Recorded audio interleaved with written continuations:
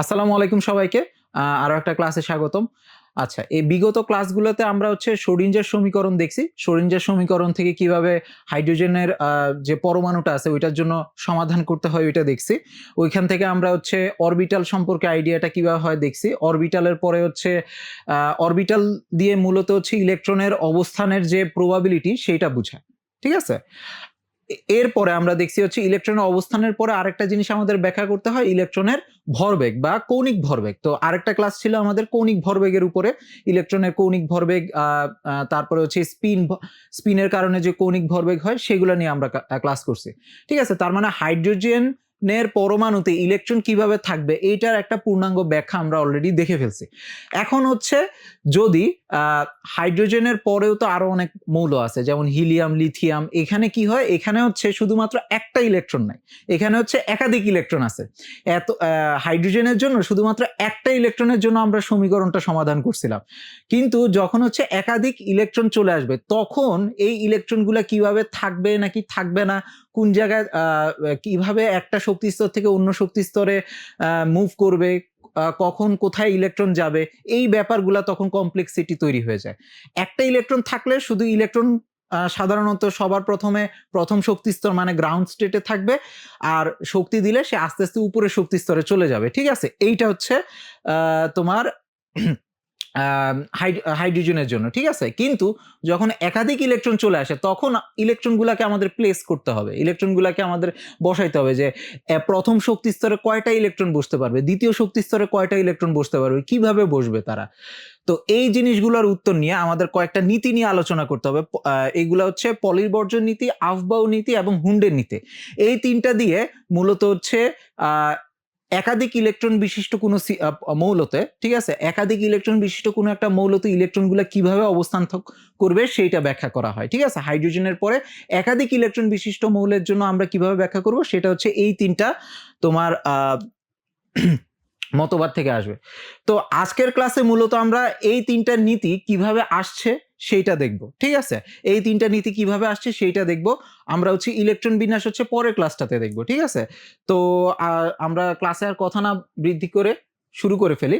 তো প্রথমে আমরা আফবাউ নীতি দেখব, তারপরে পলির বর্জন নীতি, তারপর হুন্ডের নীতি। ঠিক আছে, ওকে। তো আফবাউ নীতি শুরু করার আগে, আমরা কোয়ান্টাম সংখ্যার উপরে একটা রিফ্রেশার নিয়ে নিই। হ্যাঁ, তো এখানের মধ্যে কোয়ান্টাম সংখ্যা কি, কোয়ান্টাম সংখ্যা শ্রোডিঞ্জার সমীকরণ সমাধানের মাধ্যমে পাওয়া যায়। ঠিক আছে, এই সংখ্যাগুলা কি শ্রোডিঞ্জার সমীকরণ সমাধানের মাধ্যমে পাওয়া যায়, এবং এগুলা দ্বারা ইলেকট্রনের শক্তি, অরবিটালের আকার, ত্রিমাত্রিক বিন্যাস এবং স্পিনের বর্ণনা করা হয়।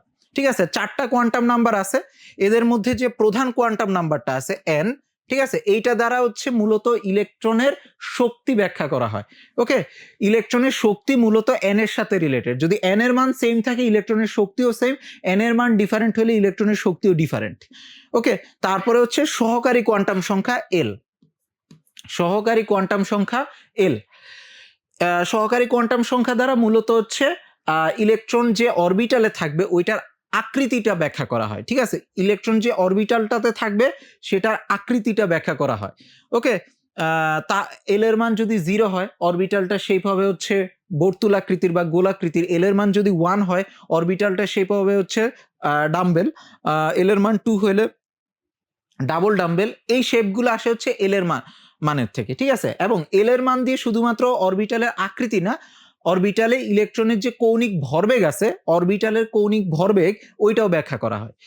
এরপরে ম্যাগনেটিক কোয়ান্টাম সংখ্যা। ম্যাগনেটিক কোয়ান্টাম সংখ্যা দ্বারা ইলেকট্রন যে অরবিটালে অবস্থান করতেছে তার ত্রিমাত্রিক বিন্যাসটা ব্যাখ্যা করা হয়। তার মানে ইলেকট্রন যে অরবিটালে অবস্থান করতেছে ওইটা কি এক্স অক্ষ বরাবর আছে নাকি ওয়াই অক্ষ বরাবর আছে নাকি জেড অক্ষ বরাবর আছে, এইটা ব্যাখ্যা করা হয় ম্যাগনেটিক কোয়ান্টাম সংখ্যার মাধ্যমে। তার মানে এই যে ত্রিমাত্রিক বিন্যাস এটা ম্যাগনেটিক কোয়ান্টাম সংখ্যার সাথে রিলেটেড। এরপরে আমাদের স্পিন কোয়ান্টাম সংখ্যা। ওকে, স্পিন কোয়ান্টাম সংখ্যা দ্বারা ইলেকট্রনের যে তোমার স্পিন কৌণিক ভরবেগ আছে সেইটা ব্যাখ্যা করা হয়। ওকে, তো আমরা মূলত এই চারটা কোয়ান্টাম সংখ্যা নিয়ে পরিচিত হইলাম। এখন আমরা শুরু করি। তো এখানের মধ্যে দেখো যে কোয়ান্টাম সংখ্যার মধ্যে n দ্বারা আমরা কি করি, আমি একটু আগে বলছি ইলেকট্রনের শক্তি নির্ধারণ করা হয়। n দ্বারা কি করা হয়, ইলেকট্রনের শক্তি নির্ধারণ করা হয়। কিভাবে নির্ধারণ করা হয়, এই যে এই ফর্মুলা থেকে, ঠিক আছে। এটা আমরা বোর মডেল থেকেই দেখছিলাম, ওই ঠিক সেম ফর্মুলা শ্রোডিঞ্জারের জন্য কাজ করবে। তো এই n দিয়ে মূলত হচ্ছে আমরা ইলেকট্রনের শক্তিটা বুঝাই, যদি n এর মান সেম থাকে তার মানে ইলেকট্রনের শক্তিটাও সেম। যদি ব্যাপারটা আশা করি বুঝা গেছে। তারপর হচ্ছে এল দ্বারা কি বুঝায়, সহকারী কোয়ান্টাম সংখ্যা দ্বারা বুঝায় কোন একটা অরবিটালে ইলেকট্রনের কৌণিক ভরবেগ। তো অরবিটালে ইলেকট্রনের শক্তি বুঝায় হচ্ছে n দ্বারা, আর ইলেকট্রনের যে কৌণিক ভরবেগ আছে সেটা বুঝায় হচ্ছে এল দ্বারা, ঠিক আছে। কৌণিক ভরবেগের মানটা হচ্ছে এটা দ্বারা বুঝায়। আর কৌণিক ভরবেগ যেহেতু হচ্ছে তোমার কৌণিক ভরবেগ একটা ভেক্টর রাশি, এটার হচ্ছে তোমার তিনটা উপাংশ আছে, এক্স অক্ষ বরাবর, ওয়াই অক্ষ বরাবর, জেড অক্ষ বরাবর তিনটা উপাংশ আছে। আমরা আগের ক্লাসে দেখছি যে কৌণিক ভরবেগের শুধুমাত্র একটা অক্ষ বরাবর উপাংশ আমরা বের করতে পারি, ঠিক আছে। এবং ওই উপাংশ দিয়ে আমরা হচ্ছে অরবিটালের ত্রিমাত্রিক বিন্যাসটা বের করতে পারি, ঠিক আছে। তো এখন মূলত হচ্ছে এই ম্যাগনেটিক কোয়ান্টাম সংখ্যা দিয়ে আমরা হচ্ছে এই কৌণিক ভরবেগের মূলত আমরা জেড অক্ষ বরাবর যে মানটা আছে সেটা বের করতে পারি, ঠিক আছে। এই দুইটার মধ্যে কনফিউজ হয় না। এখানের মধ্যে এল হচ্ছে যে ভেক্টরটা, কৌণিক ভরবেগ হচ্ছে একটা ভেক্টর রাশি, তোমার হচ্ছে তিনটা অক্ষ বরাবর উপাংশ আছে, ঠিক আছে। এল ওয়াই, এল জেড, ঠিক আছে। এই যে ভেক্টরটা, এইটার ভ্যালুটা হচ্ছে আমরা মূলত এল দিয়ে পাই। এই ভেক্টর রাশিটা কত বড় হবে, কৌণিক ভরবেগের মানটা কত বড়, কিন্তু কোন দিকে আছে সেইটার ব্যাখ্যা পাওয়ার জন্য আমরা মূলত এল জেডটা ইউজ করি। মানে এই কৌণিক ভরবেগের জেড অক্ষ বরাবর যে উপাংশটা আছে সেইটা মূলত ম্যাগনেটিক কোয়ান্টাম সংখ্যার সাথে রিলেটেড, ওকে। আর স্পিন কোয়ান্টাম সংখ্যা দ্বারা হচ্ছে ইলেকট্রনের নিজ অক্ষ বরাবর ঘূর্ণনের কারণে যে তোমার কৌণিক ভরবেগটা পাওয়া যায় সেইটার ব্যাখ্যা করা হয়, ঠিক আছে। তো স্পিন সংখ্যাটা কত, হাফ। এবং এখানের মধ্যে ইলেকট্রনের তোমার দুইটা স্পিন ভ্যালু হইতে পারে, একটা হচ্ছে প্লাস হাফ আর একটা হচ্ছে মাইনাস হাফ, ওকে। তো আশা করি এই পর্যন্ত তোমাদের ক্লিয়ার। কোয়ান্টাম সংখ্যা নিয়ে যদি সমস্যা থাকে এটা তোমাদের তাহলে এই ক্লাসটা সামনে তোমরা বুঝতে পারবে না। তো কোয়ান্টাম সংখ্যা যদি কনফিউশন না থাকে তাহলে তোমরা এই ক্লাসটা করতে পারো, না হলে হচ্ছে আগের ক্লাসগুলো একটু দেখতে পারো, ঠিক আছে। এরপরে হচ্ছে আমরা যাব হচ্ছে হাইড্রোজেনে পরমাণু ও অরবিটালের শক্তি নিয়ে, ঠিক আছে। তো এতক্ষণ ধরে আমি একটা কথা বলছি যে হাইড্রোজেন ইলেকট্রনের শক্তি মূলত এই প্রধান কোয়ান্টাম সংখ্যাটা নির্ধারণ করে, ঠিক আছে। এই n দ্বারা মূলত হচ্ছে এই প্রধান কোয়ান্টাম সংখ্যা দ্বারা তোমার ইলেকট্রনের শক্তিটা নির্ধারণ করা হয়। অন্য কোনো কোয়ান্টাম সংখ্যার সাথে ইলেকট্রনের শক্তির রিলেশন নাই, ঠিক আছে। কথাটা হাইড্রোজেনের জন্য প্রযোজ্য, ওকে।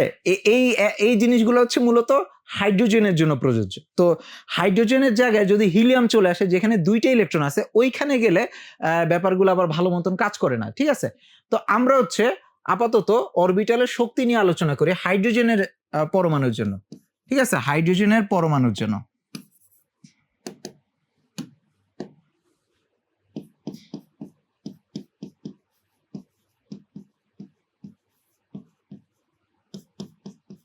হাইড্রোজেনের যে পরমাণুটা আছে, হাইড্রোজেন পরমাণুর জন্য এখানের মধ্যে যে কোনো শক্তি স্তরে ইলেকট্রনের শক্তি En equal to minus 13/13.6 divided by n square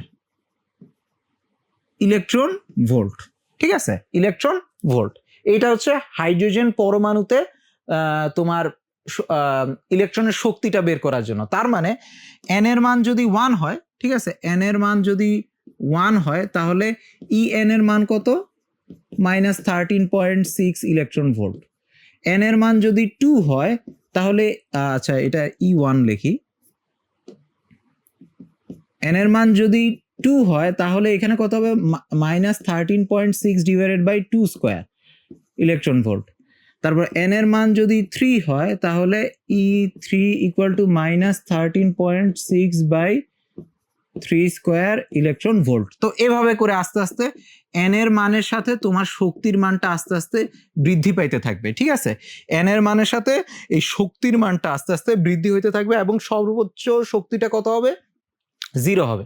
এখানে n এর মান যদি ইনফিনিটি হয়, ঠিক আছে, n এর মান যদি ইনফিনিটি হয়, অসীম পর্যন্ত যায়, ঠিক আছে, প্রধান কোয়ান্টাম সংখ্যার মান যে কোনো তোমার ন্যাচারাল নাম্বার হইতে পারে, যে কোনো তোমার স্বাভাবিক সংখ্যা, মানে 1 2 3 এভাবে ইনফিনিটি পর্যন্ত থিওরিটিক্যালি যে কোনো নাম্বার পসিবল। তো এখানের মধ্যে ইনফিনিটিতে গেলে এখানে কি হবে? -13.6 বাই ইনফিনিটি, তো ওইটা হচ্ছে বেসিক্যালি 0 ইলেকট্রন ভোল্ট, ঠিক আছে?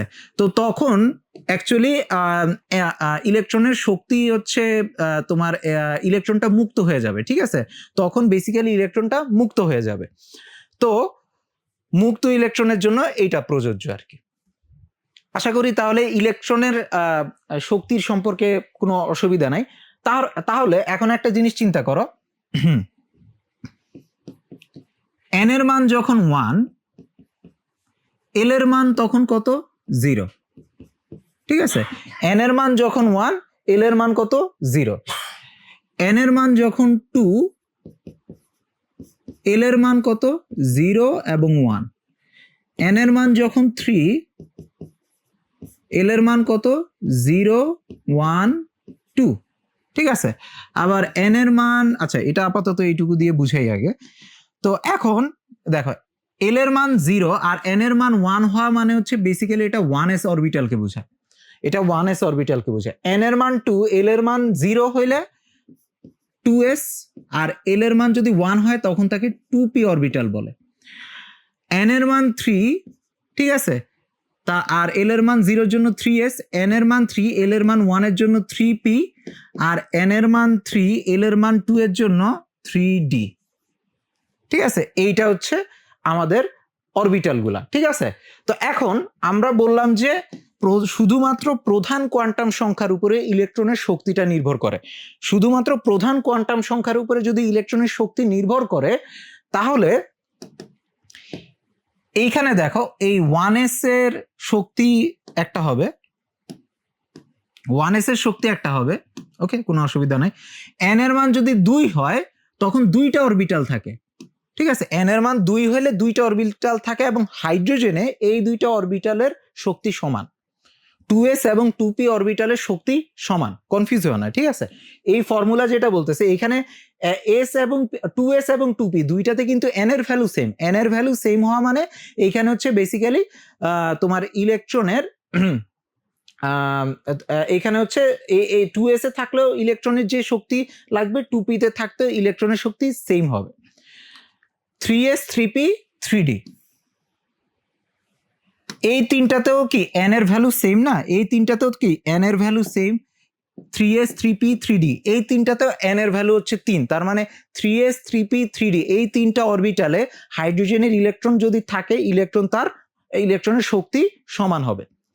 আচ্ছা, এটা একটু কনফিউজিং মনে হইতে পারে যারা অলরেডি পড়ে আসছো যে আচ্ছা শুধুমাত্র n এর উপরে তো নির্ভর করার কথা না, ঠিক আছে? কিন্তু হাইড্রোজেনের জন্য, হাইড্রোজেন অ্যাটমের জন্য, হাইড্রোজেনের পরমাণুতে 1s এর শক্তি সবচেয়ে কম, তারপরে 2s এবং 2p এই দুইটা শক্তি সমান, ঠিক আছে? 3s 3p 3d এদের শক্তিও সমান। হাইড্রোজেনের জন্য l এর কোনো ভূমিকা নাই, ঠিক আছে? হাইড্রোজেনের পরমাণুতে এই যে সহকারী কোয়ান্টাম সংখ্যা l এর ভ্যালুর উপরে কোনো শক্তি ডিপেন্ড করে না, ঠিক আছে? শুধুমাত্র হাইড্রোজেনের জন্য। যে কারণ কি? কারণ হচ্ছে হাইড্রোজেনের পরমাণুতে শুধুমাত্র একটা ইলেকট্রন আছে। একটা ইলেকট্রন থাকলে 2s 2p দুইটার শক্তি সমান থাকবে, 3s 3p 3d সবার শক্তি সমান হবে, কারণ ইলেকট্রন একটা। ইলেকট্রন এই 3s এ থাকলেও যেই শক্তি 3d তে থাকলেও একই শক্তি, ঠিক আছে?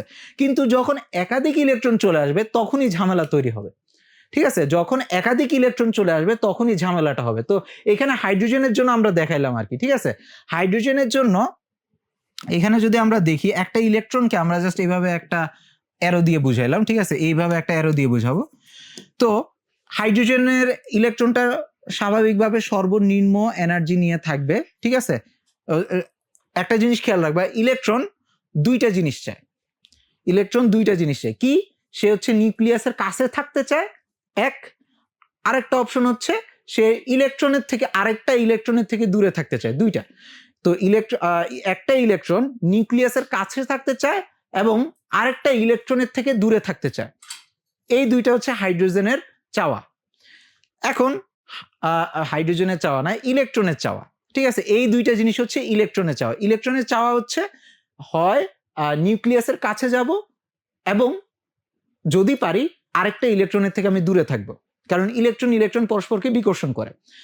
কিন্তু হাইড্রোজেন পরমাণুতে ওই দ্বিতীয়টা নিয়ে ইলেকট্রনের চিন্তা করা লাগে না, ঠিক আছে? হাইড্রোজেন পরমাণুতে বেসিক্যালি হচ্ছে হাইড্রোজেন তোমার যখন শক্তি তার কম থাকবে তখন সে অটোমেটিক্যালি ইলেকট্রনের সবচেয়ে হাইড্রোজেনের, আমি একটু ঘুরে বলতেছি, সেটা হচ্ছে যখন তোমার হাইড্রোজেনের পরমাণুতে ইলেকট্রন এর শক্তি সর্বনিম্ন হবে, সে অটোমেটিক্যালি নিউক্লিয়াসের সবচেয়ে কাছে থাকবে, ঠিক আছে? যখন তার শক্তি বৃদ্ধি করা হবে সে নিউক্লিয়াস থেকে আস্তে আস্তে দূরে যাবে, ঠিক আছে? 1s থেকে 2s, ঠিক আছে? 2s 2p 2x অথবা 2p যে কোনো একটা হইতে পারে, অথবা সে হচ্ছে 3s, আরেকটু বেশি শক্তি দিলে 3s এও যাইতে পারে, অথবা 3p তেও যাইতে পারে। এদের সবার শক্তি সমান হাইড্রোজেনের জন্য, ওকে? কারণ এখানে শুধুমাত্র একটা ইলেকট্রন। তো এখানে মনে করো হাইড্রোজেনের ইলেকট্রনটা আছে, তাকে যদি তুমি এনার্জি দাও, এনার্জি দিলে সে এই 2 এর এসেও থাকতে পারে, আবার 2 এর পি কোনো একটাতেও থাকতে পারে, ঠিক আছে? এটা তার জন্য কোনো সমস্যা না, ওকে? তারপরে হচ্ছে তুমি যদি আরেকটু শক্তি দাও, সে এই 3p যে কোনো একটা জায়গায় যাইতে পারে, 3p, ঠিক আছে? তাকে যদি আরেকটু শক্তি দেওয়া হচ্ছে সে 4 এর যে কোনো একটা জায়গায় যাইতে পারে, ঠিক আছে? এখানে তার জন্য এল এর ভ্যালুটা কোনো ম্যাটার করে না, ওকে? এল এর ভ্যালুটা কোনো ম্যাটার করে না। কিন্তু হাইড্রোজেনে তো জাস্ট একটা ইলেকট্রন, অন্যান্য মৌলতে তোমার একাধিক ইলেকট্রন। তখন হচ্ছে একটা ব্যাপার চলে আসে যে তখন হচ্ছে এই যে এরকম করে এই সবগুলা জায়গায় যে এল এর ভ্যালুটা ম্যাটার করা শুরু করে, তখন হচ্ছে সহকারী কোয়ান্টাম সংখ্যার ভ্যালুটা ম্যাটার করা শুরু করে। কখন? যখন একাধিক ইলেকট্রন চলে আসে। কি জন্য ম্যাটার করে এটা আমরা দেখবো হচ্ছে এইখানে, ঠিক আছে?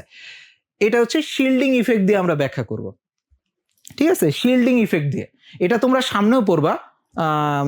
তো থার্ড চ্যাপ্টারে মূলত তোমাদের শিল্ডিং ইফেক্টটা পড়ানো হয়, তবে এইখান থেকে আমি শুরু করতেছি। তো শিল্ডিং ইফেক্ট জিনিসটা কি?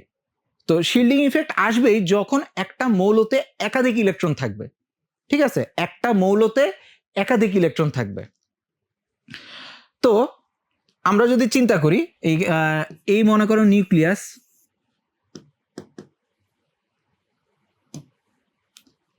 এই হচ্ছে একটা ইলেকট্রন, ঠিক আছে?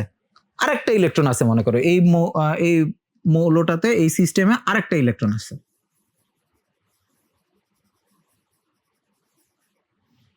ওকে? তো এখন এই যে ইলেকট্রনগুলা, এদেরকে এই নিউক্লিয়াস কি করতেছে? আকর্ষণ করতেছে, ঠিক আছে?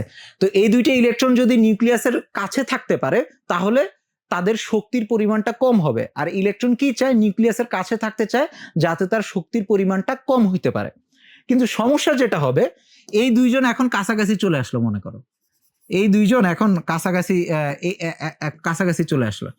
এখন বেশি কাছাকাছি আসলে সমস্যা যেটা হবে সেটা হচ্ছে এই দুইজনের মধ্যে এখন বিকর্ষণ শুরু করবে, ঠিক আছে? তো যদি একাধিক ইলেকট্রন কাছাকাছি আসা শুরু করে তাহলে কি হবে? তাহলে হচ্ছে এই ইলেকট্রন বিকর্ষণ হওয়া শুরু হয়ে যাবে, ঠিক আছে? তো ইলেকট্রন বিকর্ষণ হওয়া শুরু হয়ে যাবে। তো এই কারণে ইলেকট্রন দুইটা মনে করো যে একসাথে থাকতে পারবে না, ঠিক আছে? একসাথে এক জায়গায় থাকতে পারবে না। তো এই হচ্ছে আমার ইলেকট্রন, এই হচ্ছে একটা ইলেকট্রন, এটাকে বাধ্য হয়ে দূরে থাকতে হবে, ঠিক আছে? একটা ইলেকট্রন এখানে থাকবে, আর একটা ইলেকট্রনকে বাধ্য হয়ে দূরে থাকতে হবে, কারণ কাছে আসলে যেটা হবে সেটা হচ্ছে দুইজন একজন আরেকজনকে বিকর্ষণ করা শুরু করবে, ঠিক আছে?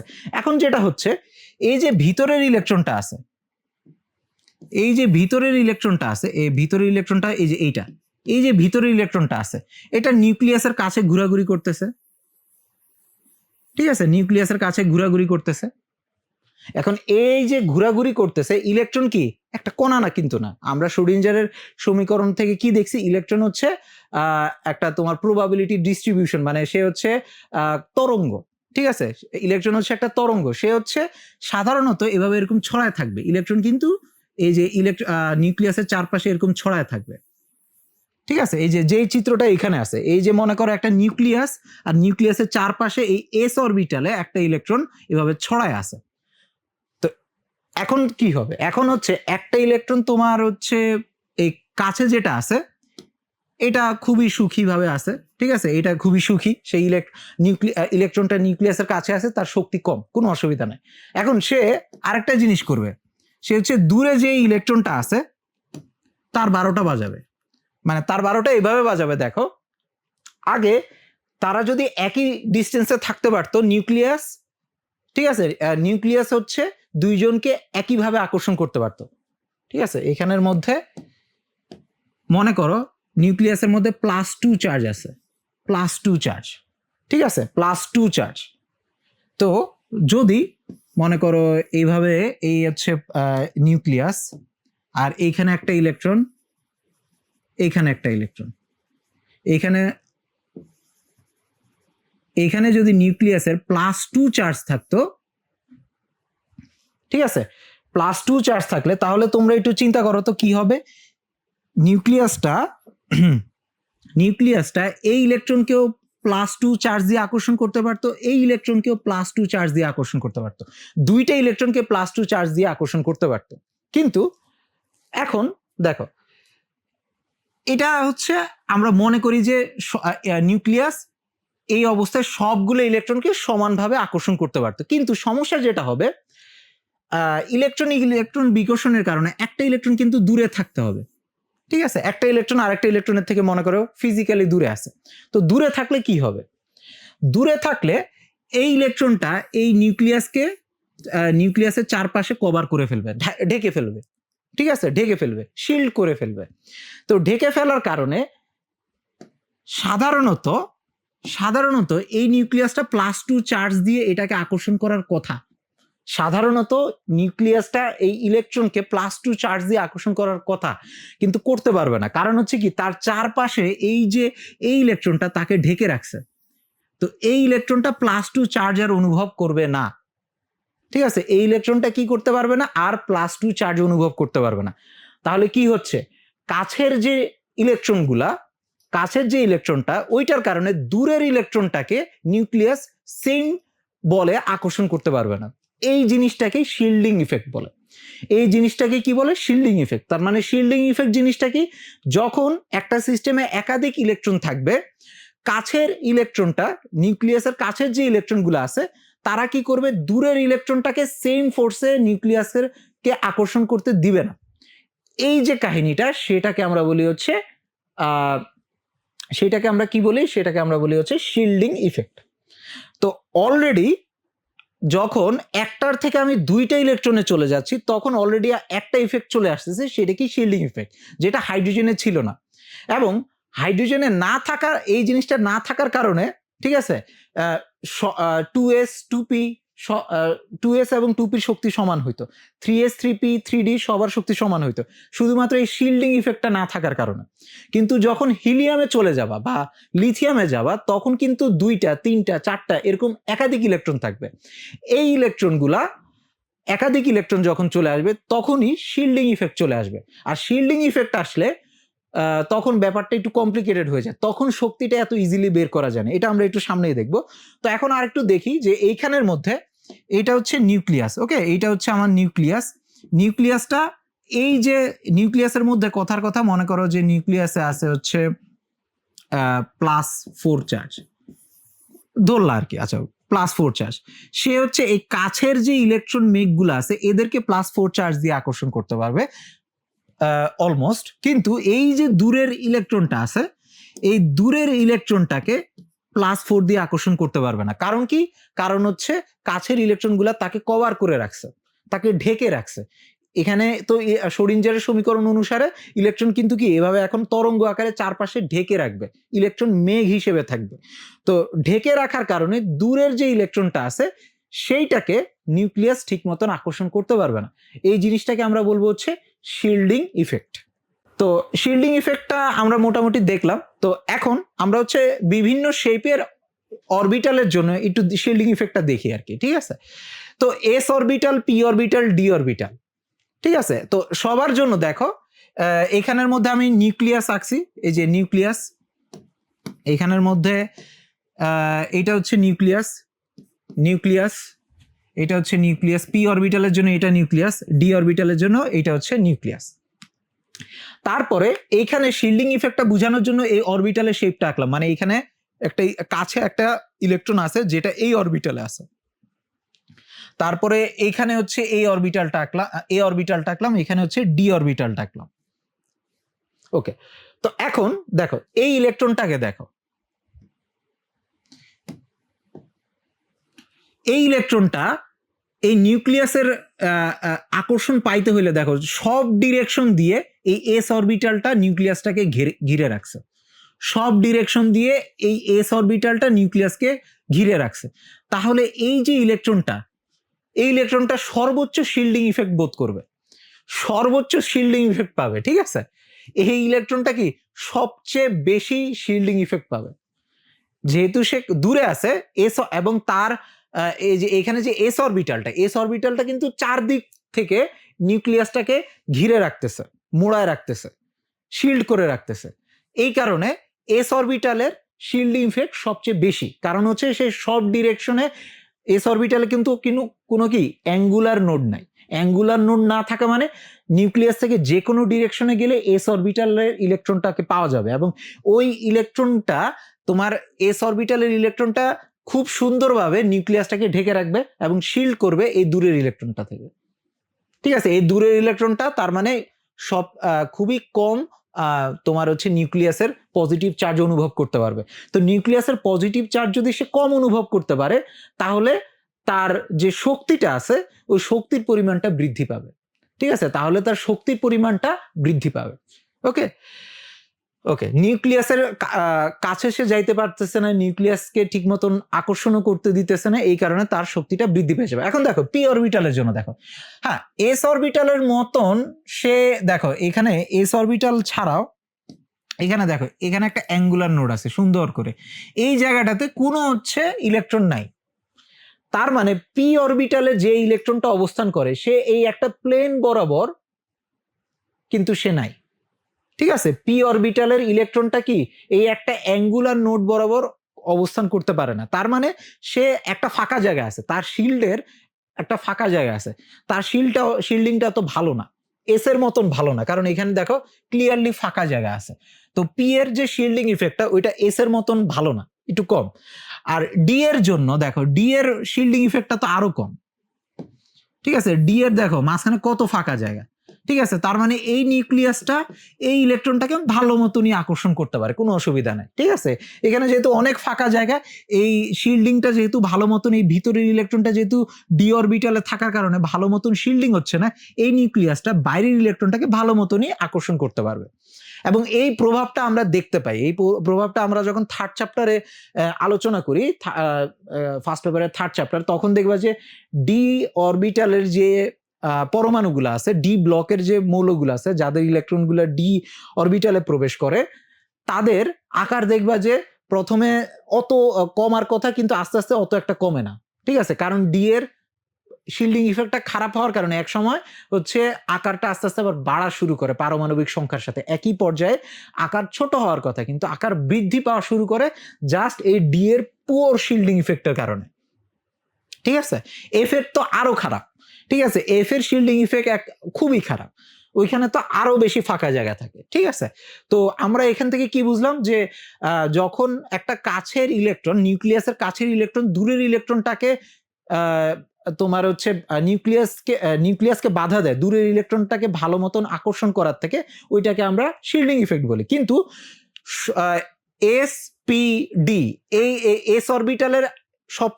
এস অরবিটালের ইলেকট্রনটা থাকলে সবচেয়ে ভালো শিল্ডিং দিতে পারবে, পি এর মধ্যে একটু কম হবে আর ডি এর মধ্যে খুবই কম হবে। তাহলে এখন দেখো এইখানে এই অরবিটালের সাথে অরবিটালের সাথে এখন এনার্জির একটা রিলেশন চলে আসবে। এতক্ষণ ধরে আমরা যখন প্রথমে আলোচনা করতেছিলাম, আমরা হাইড্রোজেনের জন্য যখন আলোচনা করতেছিলাম, ওইখানে বেসিক্যালি একটা ইলেকট্রন ছিল। ওই একটা ইলেকট্রন সিস্টেমে তোমার শুধুমাত্র প্রধান কোয়ান্টাম সংখ্যার উপরে ইলেকট্রনের শক্তিটা নির্ভর করতো, কারণ ওইখানে অন্য কোনো ইলেকট্রন ছিল না। যখনই হচ্ছে একাধিক ইলেকট্রন চলে আসবে তখনই শিল্ডিং ইফেক্ট চলে আসবে। আর শিল্ডিং ইফেক্টটা চলে আসা আর বেসিক্যালি নির্ভর করে হচ্ছে সহকারী কোয়ান্টাম সংখ্যা এল এর উপরে। তো এল এর মানের উপর ভিত্তি করে শিল্ডিং ইফেক্টটা এখন ভ্যারি করবে। তো এই এল এর মানের উপরে যেহেতু শিল্ডিং ইফেক্টটা ভ্যারি করা শুরু করে, তখন এই ইলেকট্রনের শক্তিটাও এল এর মানের উপরে ডিপেন্ড করা শুরু করে। ব্যাপারটা বুঝা গেছে? ইলেকট্রনের শক্তিটাও তখন কি এই এল সহকারী কোয়ান্টাম সংখ্যার উপরে নির্ভর করে। তো এইটাকে যদি আমরা একটু দেখতে চাই, এখানের মধ্যে দেখো শিল্ডিং ইফেক্ট বেসিক্যালি কি, ইলেকট্রন সবসময় সর্বনিম্ন শক্তি নিয়ে থাকতে চায়। ঠিক আছে, ইলেকট্রন সবসময় সর্বনিম্ন শক্তি নিয়ে থাকতে চায়। সর্বনিম্ন শক্তি নিয়ে থাকার উপায় কি, সে হয় নিউক্লিয়াসের কাছে অবস্থান করবে অথবা এবং আরেকটা ইলেকট্রন থেকে দূরে অবস্থান করবে। ঠিক আছে, সে পজিটিভের কাছে যাইতে চাবে অথবা নেগেটিভ থেকে দূরে থাকার চেষ্টা করবে। তো এখন দেখো এইটা হচ্ছে তোমার ওই এনার্জি ইকুয়েশনটাই, ঠিক আছে। তবে এখানে একটা জেড ফ্যাক্টর আছে। তো হাইড্রোজেন না হয়ে অন্য যে কোনো মৌলর জন্য শক্তিটা হচ্ছে বেসিক্যালি এই জেড এর উপরে নির্ভর করে। ঠিক আছে, এখন যদি আমরা হিলিয়ামের জন্য বলি, হিলিয়ামের জন্য যদি বলি, তখন হচ্ছে এখানে কি হবে, এইখানে হচ্ছে এই জেড এর ভ্যালুটা চেঞ্জ হবে। জেড এর ভ্যালুটা তখন 2 বসাইতে হবে, 2 স্কোয়ার হবে। কিন্তু আমরা বোর মডেল থেকে যেটা দেখছিলাম আর কি, এখানে যদি এটা হিলিয়ামের জন্য আমি ইউজ করতে চাই, হিলিয়ামের জন্য ইউজ করতে হলে এটা হবে -13.6, আর হিলিয়ামের জন্য এটা জেড এর মানটা 2 square by n square electron volt. এটা হচ্ছে বোর মডেল অনুসারে। কিন্তু বোর মডেলে হচ্ছে, তোমরা যদি মনে থাকে, বোর মডেল শুধুমাত্র একটা ইলেকট্রন বিশিষ্ট সিস্টেমের জন্য প্রযোজ্য। একটা ইলেকট্রন থাকলে শুধুমাত্র বোর মডেলটা প্রযোজ্য। তো এটা বেসিক্যালি হিলিয়ামের জন্য না, হিলিয়াম প্লাসের জন্য। এই এনার্জি ইকুয়েশনটা হিলিয়াম প্লাসের জন্য, যেখানে একটা ইলেকট্রন আছে। তো আমরা তো একটা ইলেকট্রন নিয়ে আলোচনা করতে চাচ্ছি না, আমরা হচ্ছে দুইটা ইলেকট্রন, মানে একাধিক ইলেকট্রন থাকলে শক্তির ইকুয়েশনটা কেমন হবে। একাধিক ইলেকট্রন থাকলে এখানে যে সমস্যাটা হবে সেটা হচ্ছে এই জেডটা নিয়েই সমস্যাটা হবে। জেডটা হচ্ছে নিউক্লিয়াসের চার্জ যেটা ইলেকট্রন অনুভব করতেছে। জেড হচ্ছে বেসিক্যালি নিউক্লিয়াসের চার্জ যেটা ইলেকট্রন অনুভব করতেছে। নিউক্লিয়াসের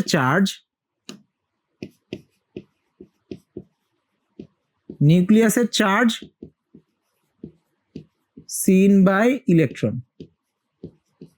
নিউক্লিয়াসের যেই চার্জটা ইলেকট্রন অনুভব করে সেটা, ঠিক আছে, জেড এর ভ্যালুটা। তো ওইটাকে তখন আমরা জেড লিখি না, তখন ওইটাকে আমরা লিখি হচ্ছে জেড ইফেক্টিভ। ঠিক আছে, ইফেক্টিভ যে চার্জটা। তো এতক্ষণ ধরে শিল্ডিং ইফেক্টের আলোচনা কেন করলাম, কারণ আমরা জানি যখন একাধিক ইলেকট্রন চলে আসবে তখন হচ্ছে এই জেড, তোমার হচ্ছে এই জেডটা সব ইলেকট্রনের জন্য সমান থাকবে না। হিলিয়ামের নিউক্লিয়াসে +2 থাকে, হিলিয়ামের দুইটা ইলেকট্রনই এই +2 অনুভব করতে পারবে না। ঠিক আছে, একটা ইলেকট্রন আরেকটা ইলেকট্রনকে শিল্ড করবে। এই শিল্ডিং এর কারণে, ঠিক আছে, দুইটা ইলেকট্রন হচ্ছে নিউক্লিয়াসের +2 চার্জটা অনুভব করতে পারবে না। তাহলে কত চার্জ অনুভব করবে? এখানে জেড ইফেক্টিভ চার্জ অনুভব করবে। ঠিক আছে, এই জেড ইফেক্টিভ চার্জ অনুভব করবে। তো এই ভ্যালুটা হচ্ছে একটা ফ্র্যাকশনাল ভ্যালু হবে। সাধারণত হিলিয়ামের জন্য এটা 1.34 এর সমান হয়। হিলিয়ামের জন্য হিলিয়ামের জেড এর ভ্যালু হচ্ছে 2, কিন্তু জেড ইফেক্টিভ হচ্ছে 1.34 এর কাছাকাছি। এটার মানে কি? এটার মানে হচ্ছে যে দুইটা ইলেকট্রন থাকলে একটা ইলেকট্রন আরেকটা ইলেকট্রন থেকে তোমার শিল্ড করতেছে। এই শিল্ডিং ইফেক্টের কারণে সবাই +2 চার্জ অনুভব করতে পারবে না, কিছু কম অনুভব করবে। এই যে কম অনুভব করবে, অ্যাকচুয়ালি কত অনুভব করতেছে সেইটা হচ্ছে আমরা জেড ইফেক্টিভ দিয়ে বের করি। ঠিক আছে, তো এখন আমার এই ফর্মুলাটা কি হবে, যখন হচ্ছে একাধিক ইলেকট্রন সিস্টেম আসবে তখন হচ্ছে এই ফর্মুলাটা চেঞ্জ হয়ে যাবে। এই জেডটা একটু আগে আমরা আলোচনা করছি, এই জেডটা হচ্ছে এখন এন এবং এল এর মানের উপর ডিপেন্ড করবে। এই জেডটা হচ্ছে এন এবং এল এর মানের উপর ডিপেন্ড করবে। তো এইটাকে আমরা এইভাবে লিখি যে জেড এন এল ইফেক্টিভ এইটার উপর নির্ভর করবে, ঠিক আছে। তার মানে পিওর নিউক্লিয়াসের যত পজিটিভ চার্জ আছে ওইটার উপর নির্ভর করবে না, ইলেকট্রন কত পজিটিভ চার্জ অনুভব করতেছে নিউক্লিয়াস থেকে ওইটার উপর নির্ভর করবে। এবং ওই জিনিসটা এল এর উপর নির্ভর করে, কারণ কি এই যে শেপ, ভিন্ন ভিন্ন শেপে ভিন্ন ভিন্ন শিল্ডিং ইফেক্ট এবং ভিন্ন ভিন্ন তোমার এই জেড এর ভ্যালু, ঠিক আছে। তো তখন এখানে যদি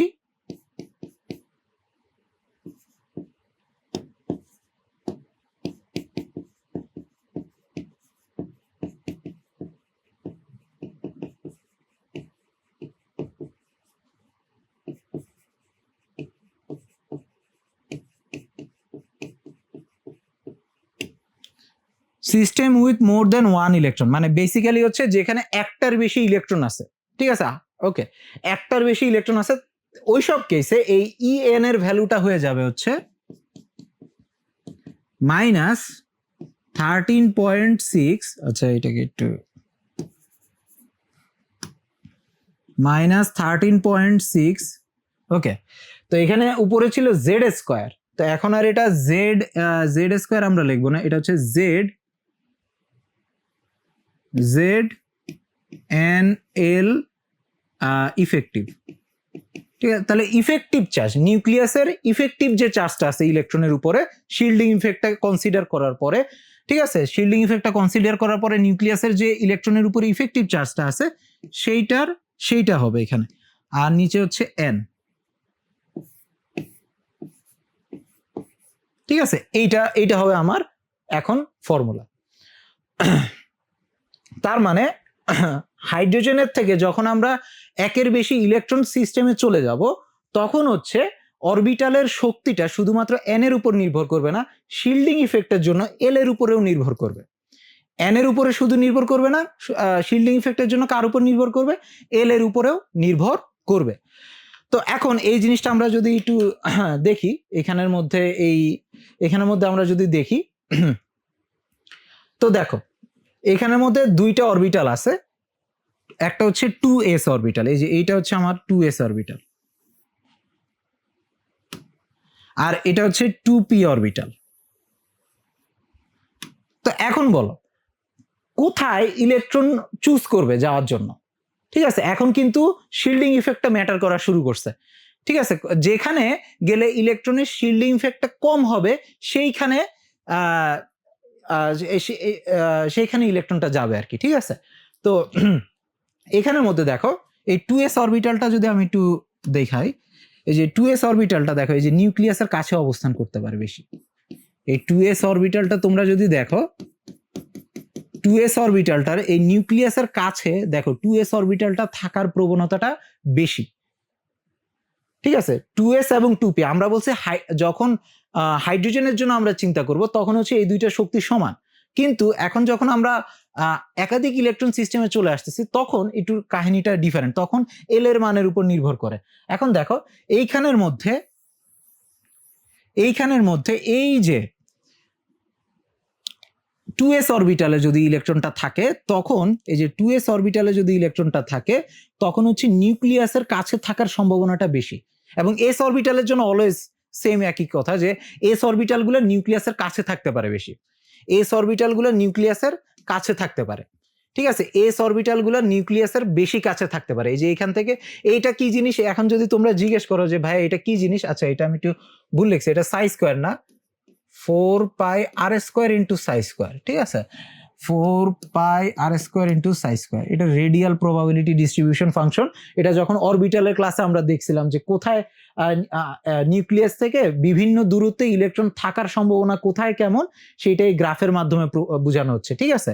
তো এখানে আর এর মানটা বেসিক্যালি 0, তারপরে এখানে আর এর একটা মান আছে। তো এইখানের মধ্যে দেখো এই যে নিউক্লিয়াস, এই যে এই তোমার অরিজিনের কাছে কেন্দ্রের কাছে হচ্ছে নিউক্লিয়াস, তো নিউক্লিয়াসের কাছে থাকতে পারবে কোথায় ইলেকট্রনটা, 2s এ থাকলে, 2s এ থাকলে ইলেকট্রনটা নিউক্লিয়াসের কাছে থাকতে পারবে।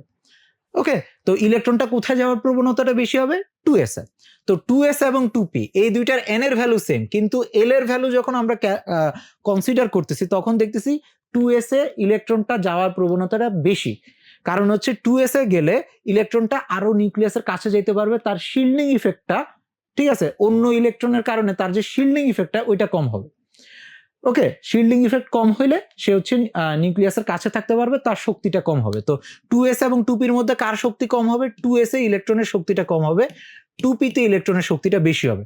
জাস্ট 2s এ থাকলে ইলেকট্রনের কাছে থাকতে পারে, ইলেকট্রনটা নিউক্লিয়াসের কাছে থাকতে পারে, নিউক্লিয়াসের কাছে থাকা মানে হচ্ছে ইলেকট্রনের শক্তিটা কম। আশা করি ক্লিয়ার। ওকে, তো এখন আমরা 3s আর 2pর জন্য দেখবো। এখন অলওয়েজ কি এই কাহিনী হবে নাকি? একটু দেখো, 3s আর 2p এই দুইটার জন্য আমরা দেখব, ঠিক আছে?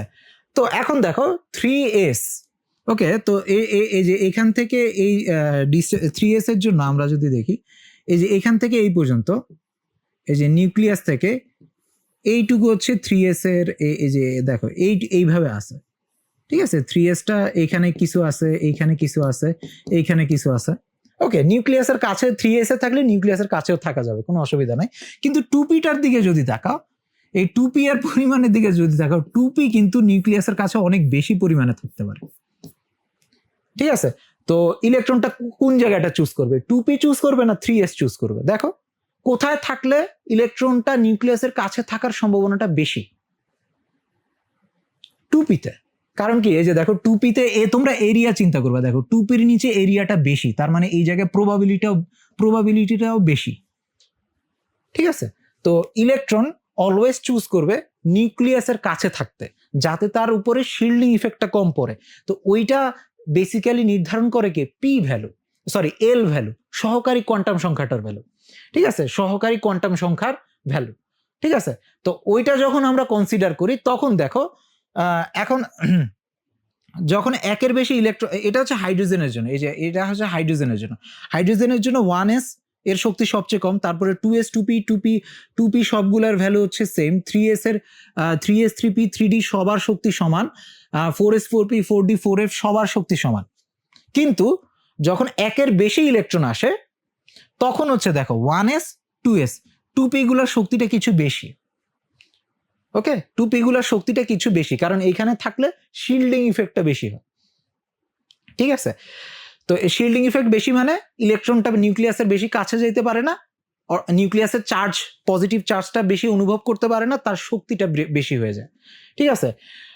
ওকে, তো এইখানের মধ্যে দেখো এই যে 2s আর এই যে 2p, ওকে, 2s 2p, তারপরে দেখো 3s, ওকে, 3s এ হচ্ছে দেখো 2pর কারণে, এই যে একটু আগে আমরা দেখছি এই যে এই গ্রাফটার মাধ্যমে, ওকে, 2p তে থাকলে ইলেকট্রনটা নিউক্লিয়াসের বেশি কাছে থাকতে পারে, তারপরে যে 3s, তারপরে 3p, তারপরে 4s 3d 4p, এইভাবে যায় হচ্ছে বেসিক্যালি কোথায় কোন অরবিটালে অবস্থান করলে ইলেকট্রনটা নিউক্লিয়াসের কাছে অবস্থান করবে, যাতে তার উপরে শিল্ডিং ইফেক্টটা কম পড়ে এবং তার শক্তিটা মিনিমাইজ হইতে পারে।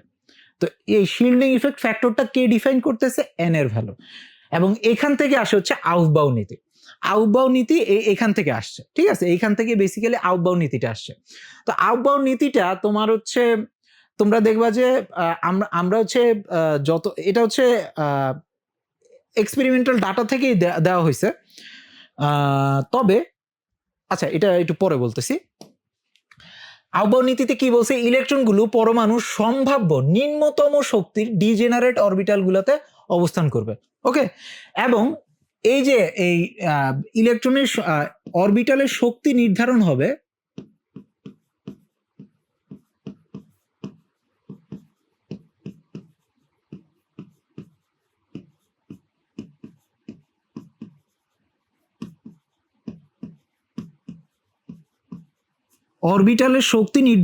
হচ্ছে, আর হাইড্রোজেনের জন্য তো শুধু এন এর ভ্যালুর উপর নির্ভর করতে, এখন এন প্লাস এল দুইটা ভ্যালুর উপরই নির্ভর করবে, এন প্লাস এল দুইটা ভ্যালুর উপরই নির্ভর করবে, যার এন প্লাস এল এর ভ্যালুটা বেশি তার শক্তিটা বেশি, ঠিক আছে? আর এমন কি কেস হইতে পারে না যে এন প্লাস এল এর value same, N plus L এর মান সমান হলে কি করব?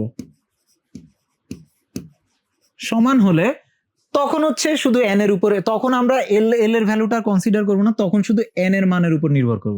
সমান হলে n এর মান যার বড় তার শক্তি বেশি, n এর মান বড় হলে শক্তি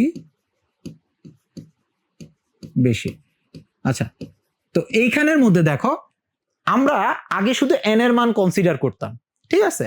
এখন আমরা n প্লাস l এর ভ্যালু কনসিডার করব, যাতে আমাদের ওই শিল্ডিং ইফেক্টের ফ্যাক্টরটা আমরা কনসিডার করতে পারি। তো n প্লাস l এর মান যদি সমান হয় তখন হচ্ছে আমরা আবার ওই ব্যাক করব যে n এর মানটা যার বড় তার শক্তি বেশি। আমরা তিনটা নীতি নিয়ে আলোচনা করতেছিলাম, আউফবাউ নীতি, পলির বর্জন নীতি আর হচ্ছে হুন্ডের নীতি। তো এই তিনটা নীতির মধ্যে পলির বর্জন নীতি হচ্ছে কখনোই ভঙ্গ হবে না, ঠিক আছে? পলির বর্জন নীতি হচ্ছে কখনোই ব্রেক হবে না। আউফবাউ নীতিটা ব্রেক হয়, ঠিক আছে? আউফবাউ নীতিটা ব্রেক হয় কারণ এটা অবজারভেশন থেকে আসছে, তো এবং হচ্ছে অবজারভেশনাল ডাটা থেকে আসছে, ডিরেক্ট তোমার থিওরিটিক্যাল ব্যাকগ্রাউন্ড থেকে আসে নাই, অবজারভেশনাল ভ্যালু থেকে আসছে। তো এই কারণে আউফবাউ নীতিটা ব্রেক হইতে তুমি দেখবা, ঠিক আছে? কিন্তু হুন্ডের নীতি আর পলির বর্জন নীতি, এই দুইটা নীতি ব্রেক হয় না, ঠিক আছে? কারণ এটা কোয়ান্টাম মেকানিক্সের ভালো ব্যাকআপ দিয়ে আসছে, আউফবাউ নীতিটা ব্রেক হয়, ঠিক আছে? তো এখানের মধ্যে তাহলে আমরা বুঝলাম যে যখন একটা ইলেকট্রন সিস্টেম হবে তখন হচ্ছে অরবিটালের শক্তি শুধুমাত্র n এর উপর নির্ভর করে, কিন্তু যখন একের বেশি ইলেকট্রন আসবে শিল্ডিং ইফেক্টের কারণে n এর সাথে l এর উপরেও নির্ভর করবে। ওকে, তো এইটুকু যদি আমরা বুঝতে পারি তো হইলো। তো এখন 1s এর জন্য n প্লাস l এর মান কত? n প্লাস l এর মান যদি আমরা ক্যালকুলেট করি এটা আসবে 1 প্লাস 0 মানে 1, ঠিক আছে? 2s এর জন্য n প্লাস l এর মান কত? 2 প্লাস 0 মানে 2। 2p এর জন্য n প্লাস l এর মান হবে হচ্ছে 2 প্লাস 1 মানে 3। 3s এর জন্য 3 প্লাস, আচ্ছা, n প্লাস l এর মান কত হবে? 3 প্লাস 0 মানে 3। 3p এর জন্য n প্লাস l এর মানটা কত হবে? 3 প্লাস 1 ইকুয়াল টু 4। 3d এর জন্য n প্লাস l এর equal to 3 plus 2 equal to 5। ওকে, আচ্ছা, 4s এর জন্য n প্লাস l এর মান হচ্ছে 4 plus 0 equal to 4 plus 0 equal to 4। ওকে, তো এই কয়টা অরবিটালের জন্য আমরা এখন একটু সাজাই। সবচেয়ে কম ভ্যালু কার? 1s এর, তাহলে সবচেয়ে কম শক্তি কার? 1s। তারপরে হচ্ছে কার? 2s। তারপরে কার? আচ্ছা, এখন একটা টাই ব্রেক করতে হবে, 2p আর 3s এই দুইজনের জন্যই n প্লাস l এর ভ্যালু হচ্ছে 3। তো টাই ব্রেকার কি? যার n এর মান বড় তার শক্তি বেশি, তার মানে 2p এর শক্তিটা কম, 3s এর শক্তিটা বেশি। তাহলে 2p এর শক্তিটা কম, 3s এর শক্তিটা বেশি। এরপরে হচ্ছে 3p 4d 4s, ঠিক আছে? 3p আর 4s এর মধ্যে আমার টাই ব্রেক করতে হবে, কারণ এই দুইটার n প্লাস l এর মান হচ্ছে 4। তাহলে টাই ব্রেক করলে কার n এর মান বড়? 4s এর, তাহলে এইটার শক্তি বেশি, 3p এর শক্তি কম। তাহলে 3s এর পরে 3p, তারপরে 4s। আচ্ছা, 4s এর পরে কি আসবে? 3d আসবে, ঠিক আছে? 3d আসবে। তো এইটা হচ্ছে বেসিক্যালি আমাদের অরবিটাল গুলার মধ্যে এখন শক্তির ক্রমটা, ঠিক আছে? অরবিটাল গুলার মধ্যে শক্তির ক্রম।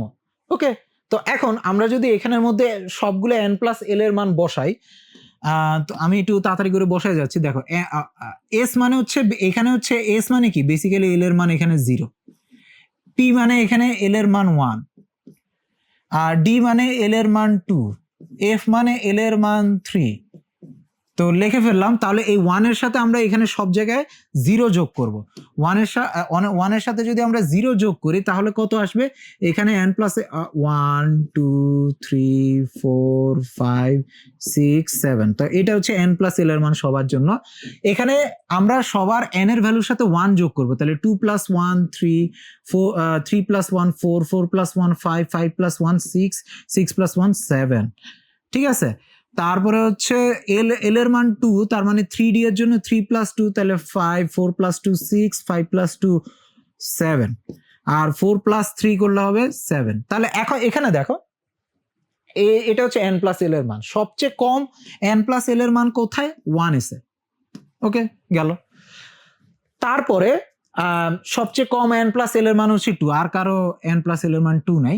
ওকে, তারপরে n প্লাস l এর মান 3 আছে এই দুইজনের, 2p আর 3s। তো এই দুইজনের মধ্যে কার n এর মান কম? এই যে 2, তাহলে 2 তে প্রথমে যাবে, তারপরে 3s এ আসবে। ঠিক আছে, তারপরে দুইজন আছে যাদের n প্লাস l এর মান হচ্ছে 4, তাহলে এখানের মধ্যে n এইভাবে যাবে, এই যে n এর মান কম, তারপরে n এর মান বেশি। তারপরে হচ্ছে আমরা এখানের মধ্যে দেখো 5 আছে এই তিনজনে, তাহলে সবার আগে 3d, তারপরে 4p, তারপরে 5s। তারপরে হচ্ছে দেখো 4d, তারপরে 5p, তারপরে 6s। তারপরে হচ্ছে 4f, তারপরে 5d, 6p, 7s। এইভাবে ইলেকট্রনগুলো যাবে আর কি। ঠিক আছে, এখন তাহলে এই এল এর মানের উপর নির্ভর করার কারণে ইলেকট্রন 1 নাম্বার ফিল আপ করে 2 নাম্বার ফিল আপ করে 3, এইভাবে যাবে না। 1 2 3 4 আবার 3-এ ফেরত আসবে, এইভাবে করে যাবে। দেখো এই যে 1 নাম্বার ফিল আপ হবে, তারপরে 2 ফিল আপ হবে, তারপরে 3 ফিল আপ হওয়ার আগে কিন্তু 4-এ চলে যাবে। 3s 3pর পরে কিন্তু সে 4-এ চলে যাবে। দেখো এই যে 1 2 দুইটা কমপ্লিট করবে, তারপরে 3s 3p, তারপরে 4-এ চলে যাবে। তারপরে 4-এর থেকে আবার সে 3d তে আসবে, 4p ও ফিল আপ করবে না, তারপরে 5-এ চলে যাবে। ঠিক আছে, তো এইটা হচ্ছে আমাদের আউফবাউ নীতি। ঠিক আছে, আউফবাউ এর মানে হচ্ছে বিল্ডিং আপ। ঠিক আছে, আউফবাউর মানে হচ্ছে বিল্ডিং আপ। ওকে ওকে, ঠিক আছে। তো এই অনুসারে আমরা অরবিটালের শক্তি পেয়ে গেলাম। ঠিক আছে, অরবিটালের শক্তি পেয়ে গেলাম। তো ইলেকট্রন কিভাবে প্রবেশ করবে? তো দেখো ইলেকট্রন হচ্ছে সবার প্রথমে 1s এ প্রবেশ করবে, 2s এ প্রবেশ করবে, 2p তে, তারপরে 3s 3p, 4s 3d 4p, 5s 4d 5p, 6s 4f 5d, 6p 7s, এইভাবে করে যাবে আর কি, এইভাবে করে যাবে। ঠিক আছে, ওকে। তো আমরা আশা করি এখানে আউফবাউ নীতিটা আমাদের ক্লিয়ার। আর খেয়াল রাখবা, এটা যেহেতু তোমার হচ্ছে এক্সপেরিমেন্টাল, তোমার এটা হচ্ছে অবজারভেশন থেকে মূলত করা হয়েছে, এবং ম্যাক্সিমাম সময় 90% 95% কেসে এটা কাজ করবে। কয়েক জায়গায় দেখবা যে এটা ব্রেক হবে, এবং যখনই আমরা ইলেকট্রন বিন্যাসের ব্যতিক্রম আলোচনা করবো না, তখন আউফবাউ নীতির ব্যতিক্রমই আসবে বেসিক্যালি। ঠিক আছে, বাকি দুইটার ব্যতিক্রম হয়ই না বলতে গেলে। ওকে, এই ব্যতিক্রম হওয়ার কারণ কি? ব্যতিক্রম হওয়ার কারণ হচ্ছে এটা আমরা কিন্তু কোনো ইকুয়েশন দিয়ে এটা আনি নাই, এটা হচ্ছে এই যে অবজারভেশন থেকে আনছে। ঠিক আছে, অবজারভেশন থেকে এই ফর্মুলাটা আনা হয়েছে। ওকে, তো এরপরে এখন 1s এ যাবে, 1s এ কয়টা ইলেকট্রন যাবে? 2s এ যাবে, 2s এ কয়টা ইলেকট্রন যাবে? ঠিক আছে, 2s এ কয়টা ইলেকট্রন যাবে? 1s এ কি 2টা ইলেকট্রন যাবে? তোমরা যদি ছোটবেলায় পড়ো জানো যে প্রথম শক্তি স্তরে 2টা ইলেকট্রন যায়। আচ্ছা, কেন যায়? দ্বিতীয় শক্তি স্তরে আবার যায় হচ্ছে 8টা। কেন 8টা যাবে? মানে বেশি কেন না? লাইক তোমার হচ্ছে 16টা কেন না? কেন কেন 16টা ইলেকট্রনই 1 নাম্বার শক্তি স্তরে থাকতেছে না? কি সমস্যা হইতেছে 1 নাম্বার শক্তি স্তরে যে 16টা ইলেকট্রন থাকতেছে না, শুধুমাত্র সর্বোচ্চ 2টা ইলেকট্রনই থাকতেছে? এইটার কারণ কি? ঠিক আছে, এইটা হচ্ছে একটা ফান্ডামেন্টাল সমস্যা, যে এটা এখন আমরা ব্যাখ্যা করবো কিভাবে। এখন আমরা না হয় পেয়ে গেলাম অরবিটালের শক্তি, আমরা পেয়ে গেছি যে অরবিটালে শক্তি কম, ইলেকট্রন সবার প্রথমে 1s এ প্রবেশ করবে। তো 1s এ এখন আমাদের কোশ্চেন হচ্ছে যে 1s এ কয়টা ইলেকট্রন প্রবেশ করবে? এইটা আমরা এখন কিভাবে ব্যাখ্যা করব? এইটা ব্যাখ্যা করার জন্য হচ্ছে পলির বর্জন নীতি। ঠিক আছে, এক একটা অরবিটালে কয়টা ইলেকট্রন থাকতে পারবে সেইটা আমরা হচ্ছে পলির বর্জন নীতি থেকে পাই। ওকে, তো এখন পলির বর্জন নীতি শুরু করার আগে এখানের মধ্যে আমাদের একটা জিনিস একটু মাথায় রাখতে হবে, সেটা হচ্ছে ইলেকট্রন অ্যান্ড ইটস ইনডিস্টিংগুইশিবিলিটি। ইংরেজিতে লেখা, বাংলাতে যদি বলি, ইলেকট্রনের মধ্যে কোনো আমরা পার্থক্য করতে পারি না। কোয়ান্টাম লেভেলে ইলেকট্রনের মধ্যে কোনো পার্থক্য করতে পারি না। আচ্ছা, এখন এটার মানে কি? এই কথাটার মানেটা কি? পার্থক্য করতে পারি না। আচ্ছা, প্রথম কথা হচ্ছে সবগুলো ইলেকট্রন দেখতে সেম। ঠিক আছে, সবগুলো ইলেকট্রন দেখতে সেম। সবার ভর সেম, সবার চার্জ সেম। তো তুমি হচ্ছে ফিজিক্যাল এদের মধ্যে কোনো ডিফারেন্স নাই, সবার ভর চার্জ স্পিন, সবার ভর 9.11 ইন্টু 10⁻31 কেজি, সবার তোমার চার্জ হচ্ছে -1.6 ইন্টু 10⁻19 কুলম্ব, আর সবার স্পিন হচ্ছে প্লাস অথবা -½ সবার স্পিন নাম্বার হাফ। মানে ওইভাবে হচ্ছে আমরা ইলেকট্রনের সব কিছু হচ্ছে যে কোনো দুইটি ইলেকট্রন দেখতে আইডেন্টিক্যাল, সবাই টুইন। এখন ওকে, অসুবিধা নাই, বাস্তবে যদি এরকম দুইটা জিনিস দেখতে সেম হয় আমরা কি করতে পারি, আমরা হচ্ছে ট্যাগ করতে পারি তাদেরকে, ট্যাগ। বা মনে করো যে দুইটা যমজ ভাই আছে, তো একজনকে একটা কালারের শার্ট পরবে, আরেকজন আরেকটা কালারের শার্ট পরবে, এবং শার্টের গায়ে নাম লেখা থাকবে দুইজনের, তাইলে আমরা মোটামুটি তাদেরকে আলাদা করে চিনতে পারবো। ঠিক আছে, তো এইভাবে তো আমরা হচ্ছে একই দেখতে জিনিস কিন্তু তাদেরকে, একই দেখতে দুইটা মানুষকে আলাদা করতে পারি। ঠিক আছে, এখন কোয়ান্টাম লেভেলের সমস্যা হচ্ছে এভাবে ইলেকট্রনকে যদি তুমি আলাদা করতে চাও, যে এই হচ্ছে এই জায়গায় আছে, এই হচ্ছে এই জায়গায় আছে, তাদের উপরে তুমি ট্যাগ বসায়, ওকে তুমি এইখানে আসো, তোমাকে আমি ট্র্যাক করতেছি যে তুমি এইভাবে যাচ্ছ, তুমি এইখানে আসো, তোমাকে আমি ট্র্যাক করতেছি তুমি এভাবে এভাবে যাওয়া আসা করতেছো। এটা তুমি পারবা না, এটা তুমি পারবা না। কারণ কি? কারণ হচ্ছে মনে করো এইখানের মধ্যে আমি যদি এখানে একটা ইলেকট্রন নেই, এখানে একটা ইলেকট্রন নেই, তো এখন এই যে ইলেকট্রনটা আছে, এই দুইটা ইলেকট্রন দেখতে এখন সেম, তাই না? এখন আমি এক কাজ করতে পারি যে আচ্ছা ঠিক আছে, তোমাদের মাথার মধ্যে চিন্তা হতে পারে আচ্ছা দুইটা দেখতে সেম হলে কি হইছে, অসুবিধা নাই, আমি হচ্ছে এইটাকে ধরবো, এটা তো এটা যেই জায়গায় আছে আমি ওকে চিনি যে তুমি বাবা এই জায়গায় আছো, তুমি হচ্ছে বাম সাইডে আসো, আর তুমি কোথায় আসো? ডান সাইডে আসো। ওকে, তুমি হচ্ছে বাম পাশের ইলেকট্রন, তুমি হচ্ছে ডান পাশের ইলেকট্রন। তার মানে তুমি যদি দুইটা ইলেকট্রনকে ট্র্যাক করতে চাও, তাহলে তোমাকে আগে অবস্থানটা ঠিক করতে হবে, এ হচ্ছে বামে আছে, এ হচ্ছে ডানে আছে। কিন্তু এই যে আমি কথাটা বলছি না, এই যে সিম্পল কথাটা বলছি না, এটার মধ্যেই সমস্যা। কারণ হচ্ছে তুমি ইলেকট্রন কিন্তু এভাবে তুমি ট্র্যাকই করতে পারবে না, কারণ হচ্ছে ইলেকট্রন এরকম কোনো কণা না, ইলেকট্রন হচ্ছে ওয়েভ। ঠিক আছে, ইলেকট্রন হচ্ছে কি ওয়েভ, এবং তুমি হচ্ছে ইলেকট্রনকে পারফেক্টলি বলতে পারবে না যে ইলেকট্রন এইখানেই আছে। ঠিক আছে, একটা ডিস্ট্রিবিউশন আছে যে এই জায়গার মধ্যে ইলেকট্রন থাকতে পারে, ওই জন্যই অরবিটালের কনসেপ্টটা আসছে। তার মানে ইলেকট্রনকে আমি যে এখানে এই কথাটা বলছিলাম যে ওকে তুমি বাম পাশের ইলেকট্রন, তুমি তো অ্যাকচুয়ালি 100% সিউরিটি নিয়ে বলতেই পারবা না যে এটা বাম পাশে আছে। কোয়ান্টাম লেভেলে তো তুমি এদেরকে দেখতেই পারবা না। ঠিক আছে, কোয়ান্টাম লেভেলে তুমি এদেরকে দেখতেই পারবা না।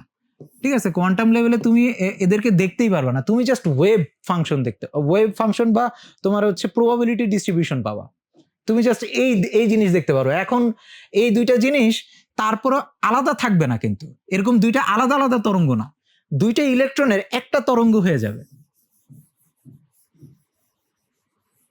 ঠিক আছে, এরকম একটা তরঙ্গ হয়ে যাবে, তাহলে কোন পাশে কোন ইলেকট্রন আছে তোমার কোনো ডিসাইড করার কোনো উপায় নেই। এই জিনিসটাই হচ্ছে ইনডিস্টিংগুইশেবল। তুমি হচ্ছে দুইটা ইলেকট্রন যখন একটা সিস্টেমে থাকবে, এই দুইটাকে কখনো আলাদাই করতে পারবা না। ঠিক আছে, দুইটা ইলেকট্রনের যদি ভর সেম, ঠিক আছে, আর স্পিন সেম, চার্জ সেম, ভরা চার্জ তো সবসময় সেম, যদি স্পিনও সেম হয়, স্পিনটা ডিফারেন্ট হইতে পারে, প্লাস হাফ হইতে মাইনাস হইতে পারে, কিন্তু দুইজনের স্পিনও যদি সেম হয়ে যায়, দুইজনের স্পিনও প্লাস হাফ হয়ে যায়, দুইজনকে তুমি আলাদাই করতে পারবা না। এবং তুমি তো ওই ট্র্যাকই করতে পারবে না, কারণ হচ্ছে তারা হচ্ছে এরকম তরঙ্গ ওয়েভ ফাংশন আকারে থাকে। ঠিক আছে, তো তাহলে সমস্যাটা আশা করি বুঝতে পারছো যে ইলেকট্রন আর ইনডিস্টিংগুইশেবল। তো এই কথাটার মর্মটা কি? ওকে, ইনডিস্টিংগুইশেবল হইলো, তাহলে এটাতে অসুবিধাটা কি? ঠিক আছে, এটাতে অসুবিধাটা কি? এখানে যে কথাটা বলতেছে যে দুইটি ইলেকট্রন পরস্পরের অবস্থা, প্রথমে লেখছে সকল ইলেকট্রনের ভর চার্জ স্পিন একই, মানে স্পিন একই যদি হয় তাহলে তারা ইনডিস্টিংগুইশেবল। স্পিন একই হলে তুমি তাদেরকে আলাদাই করতে পারবে না। দুইটা ইলেকট্রন পরস্পরের অবস্থান পরিবর্তন করলে নতুন কোনো কোয়ান্টাম স্টেট তৈরি হয় না। কোয়ান্টাম স্টেট তৈরি হয় না। কোয়ান্টাম স্টেট মানে কি? ওই যে 4টা কোয়ান্টাম সংখ্যা আছে না, হ্যাঁ, নতুন কোনো কোয়ান্টাম সেট তৈরি হবে না। আচ্ছা, আমি কথাটা একটু বুঝাই। মনে করো এইখানের মধ্যে একটা ইলেকট্রন আছে, এটাকে হলুদ কালার দিয়ে দেখাইলাম। এইখানের মধ্যে একটা ইলেকট্রন আছে, এটাকে আমি পার্পল কালার দিয়ে দেখাইলাম। আলাদা আলাদা করে বোঝানোর জন্য, ঠিক আছে, কিন্তু এদের স্পিন চার্জ সবকিছুই সেম। ওকে, তো এখন এটা এই যে তোমার তোমার ইলেকট্রনটা আছে, এইটার যে চারটা কোয়ান্টাম সংখ্যা কি, প্রধান কোয়ান্টাম সংখ্যা n, ওইটার মান মনে করো 1, সহকারী কোয়ান্টাম সংখ্যা 0, ম্যাগনেটিক কোয়ান্টাম সংখ্যাও 0, আর এটা প্লাস হাফ স্পিনে আছে, ঠিক আছে। ওকে, এখন এই ইলেকট্রনটা তুমি হচ্ছে চারটা কোয়ান্টাম সংখ্যা দিয়ে ব্যাখ্যা করবে। মনে করো এটা 2 নাম্বার প্রধান শক্তি স্তরে আছে, 0 0 প্লাস হাফ, ঠিক আছে। ওকে, এটা হচ্ছে দুইটা কোয়ান্টাম স্টেট, ঠিক আছে। এই চারটা কোয়ান্টাম নাম্বারের যে কম্বিনেশনটা, এটাকে কোয়ান্টাম স্টেট বলা হবে। তো এখন আমরা এই দুইটাকে এক্সচেঞ্জ করি, ঠিক আছে, আমরা এই দুইটাকে এক্সচেঞ্জ করি। এখন মনে করো হলুদটা এই জায়গায় চলে আসছে, এই কমলাটার জায়গায় চলে আসছে, সরি পিঙ্কটার জায়গায় চলে আসছে, আর এই পিঙ্কটা হলুদের জায়গায় চলে গেছে। তাদের স্পিন কিন্তু সেম, হ্যাঁ, স্পিন সেম হওয়াটা ইম্পর্টেন্ট। ওকে, তো এখন জাস্ট কি হলো, এখন হচ্ছে এই যে পিঙ্ক ইলেকট্রনটা আছে, এইটার কোয়ান্টাম নাম্বার হচ্ছে এটা হয়ে গেল, আর এই যে ইয়েলো নাম্বারটা আছে, এটার কোয়ান্টাম নাম্বারটা এটা হয়ে গেল, ঠিক আছে। দুইটার কোয়ান্টাম নাম্বার হচ্ছে চেঞ্জ হলো, কিন্তু তুমি তো বলতে পারবে না যে এদের কোয়ান্টাম সংখ্যা চেঞ্জ হয়েছে, কারণ তুমি বাইরে থেকে দেখতেছো। তুমি দেখো, এরা যদি অবস্থান পরিবর্তনও করে, তুমি বাইরে থেকে কিছুই বুঝবা না, তুমি তো খালি কোয়ান্টাম সংখ্যা চারটাই দেখবা, তুমি হচ্ছে এই চারটা কোয়ান্টাম নাম্বারই মেজার করতে পারবা, ঠিক আছে। তুমি যদি এই চারটা জিনিসই দেখতে পারো, এই দুইজন যদি একটা জায়গা থেকে আরেক জায়গায় লাফালাফি করে, কিছুই বুঝবা না তুমি, ঠিক আছে। এক জায়গায় একজনের জায়গা এবং আরেকজনের জায়গার মধ্যে যদি লাফালাফি করে, কিছুই বুঝবা না, ঠিক আছে। ওকে, কারণ কি এই নতুন কোনো কোয়ান্টাম স্টেট তৈরি হবে না। তো তোমরা ভাবতে পারো যে ও বোধহয় নিচে নামলে শক্তি বিকিরণ করবে, ও বোধহয় উপরে গেলে শক্তি শোষণ করবে, কিন্তু দুইজন যখন এক্সচেঞ্জ করতেছে, তখন হচ্ছে তোমার কি বলে, এই যে শক্তি যতটুকু শোষণ হবে ততটুকুই বিকিরণ হবে। তার মানে তুমি কোনো শক্তিও দেখতে পারবে না যে এখান থেকে কোনো শক্তি বিকিরণ হচ্ছে নাকি একজন আরেকজনের জায়গায় চেঞ্জ করার কারণে। ব্যাপারটা আশা করি বুঝতে পারছো। তার মানে এই যে ইলেকট্রনগুলো তোমার হচ্ছে ইনডিস্টিংগুইশেবল হওয়ার কারণে, এদের অবস্থার পরিবর্তন হইলে এদের কোয়ান্টাম সংখ্যার কোনো পরিবর্তন হচ্ছে না, ঠিক আছে। এই চারটা কোয়ান্টাম সংখ্যার কোনো পরিবর্তন হচ্ছে না। এটা দ্বারাই বুঝাচ্ছে যে দুইটা ইলেকট্রন পরস্পরের অবস্থা পরিবর্তন করলে নতুন কোনো কোয়ান্টাম স্টেট তৈরি হবে না। তো যদি দুইটা ইলেকট্রন থাকে এবং তারা যদি জাস্ট একজন আরেকজনের জায়গায় সোয়াপ করে, তুমি কিছুই বুঝবা না, ঠিক আছে। তো এই জিনিসটা আমরা যদি ইকুয়েশনের মাধ্যমে প্রকাশ করতে চাই, তাহলে দেখো, এটা মনে করো হচ্ছে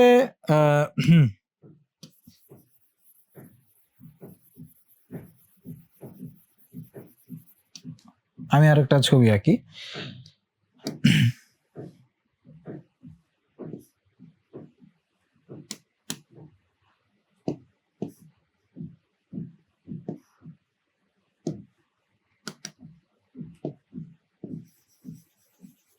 এ হচ্ছে নিউক্লিয়াসটা অনুরূপ করে আমি নকল মানে আঁকতেছি আর কি।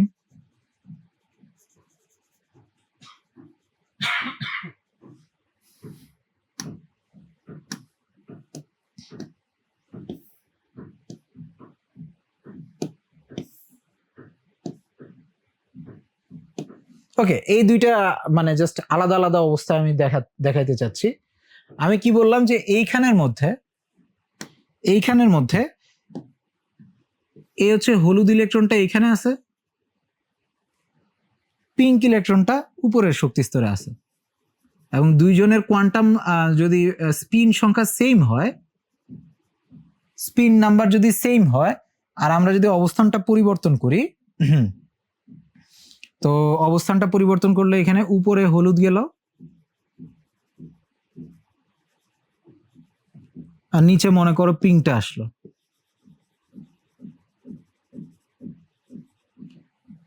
এইটা থেকে যদি এরকম হয় তুমি কোনো ডিফারেন্স বুঝবা না ইলেকট্রনের জন্য।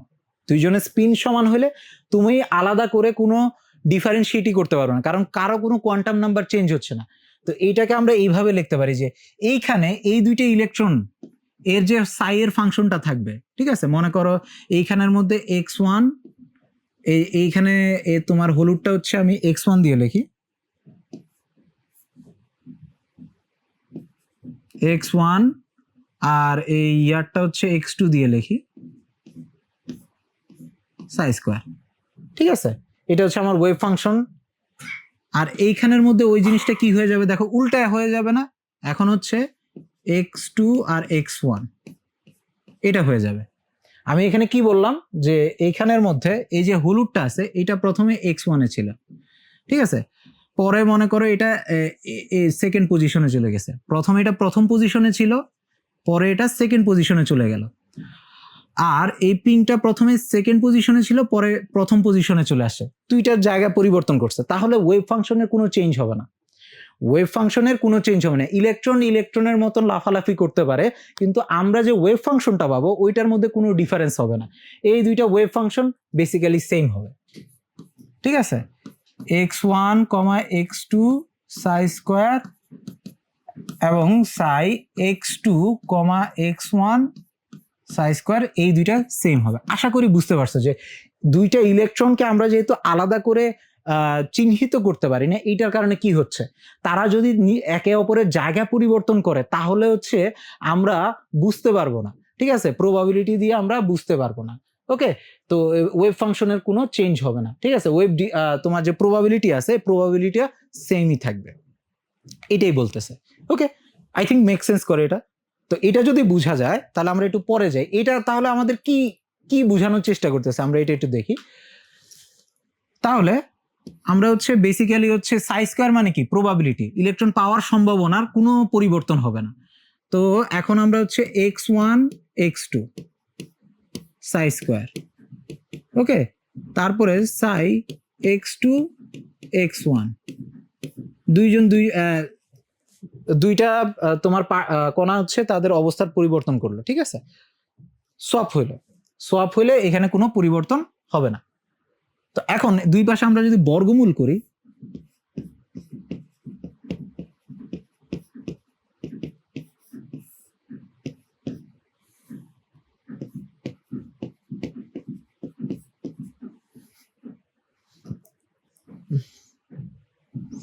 ওকে, তো এটা হলো, তারপরে হচ্ছে বর্গমূল করলে, আচ্ছা বর্গমূল করলে কি হবে, একটা এই দুইটা বর্গকে আমরা যদি বর্গমূল করি, আচ্ছা বর্গ রাশিকে,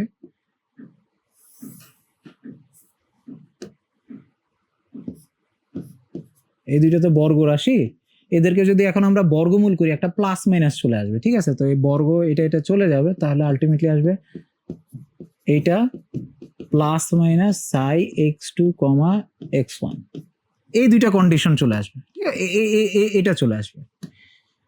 ওকে, তো এটা কি বলে একটু দেখি, সাই x1 x2 equal to Sai x2 x1, এইটা একটা জিনিস আসলো।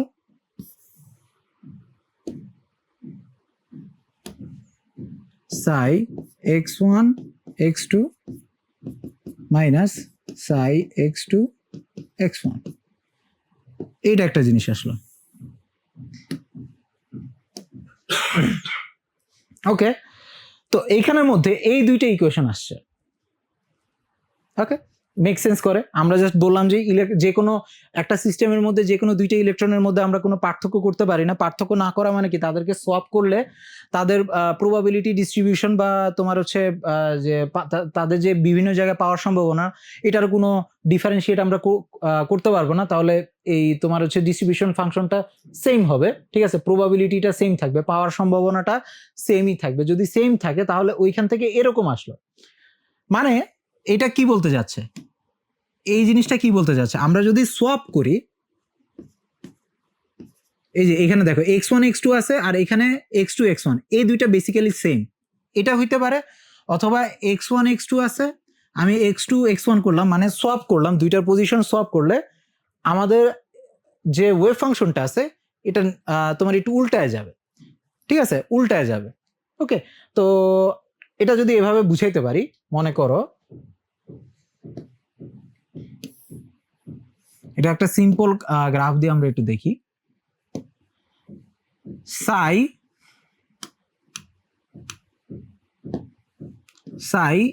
x1, x2। আচ্ছা, এটা দেখতে মূলত মনে করো যে এরকম, ওয়েভ ফাংশনটা দেখতে এরকম, ঠিক আছে। এখন দুইটা ইলেকট্রনের ওয়েভ ফাংশনটা দেখতে এরকম। ওকে, এখন ওই দুইটা ইলেকট্রন যদি সোয়াপ হয় তাহলে এই দুইটা কন্ডিশন আসতে পারে। আচ্ছা,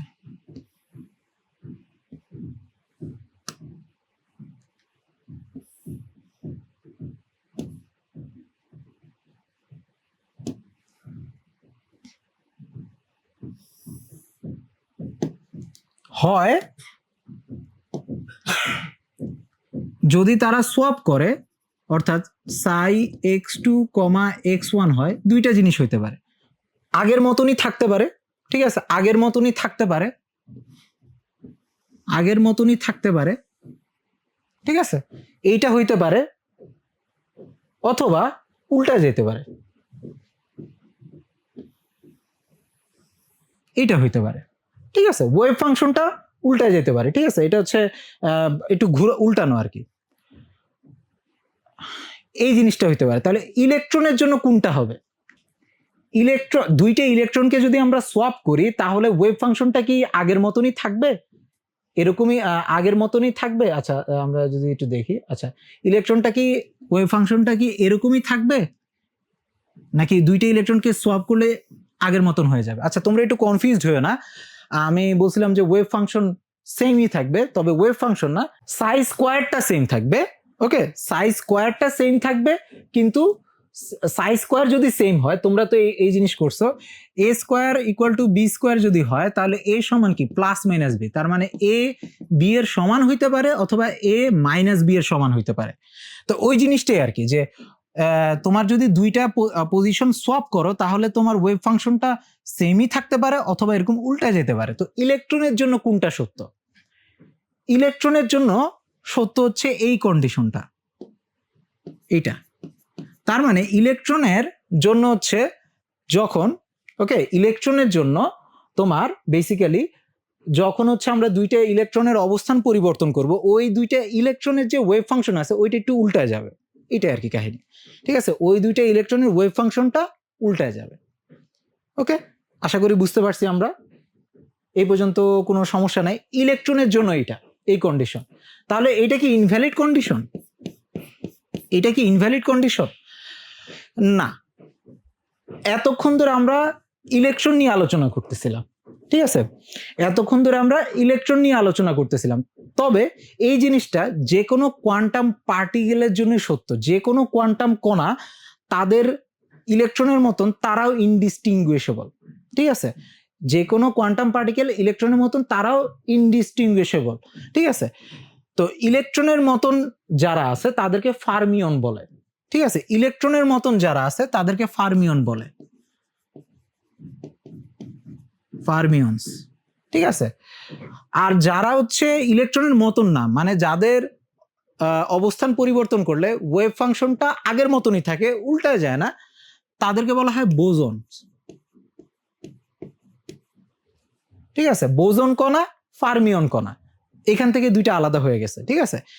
ওকে, তো ফার্মিয়ন কারা? ফার্মিয়ন হচ্ছে ইলেকট্রনের মতন বস্তু পার্টিকেল গুলা, যেমন ইলেকট্রন, প্রোটন, নিউট্রন, এরা হচ্ছে তোমার ফার্মিয়ন, ঠিক আছে। আর বোজন কারা?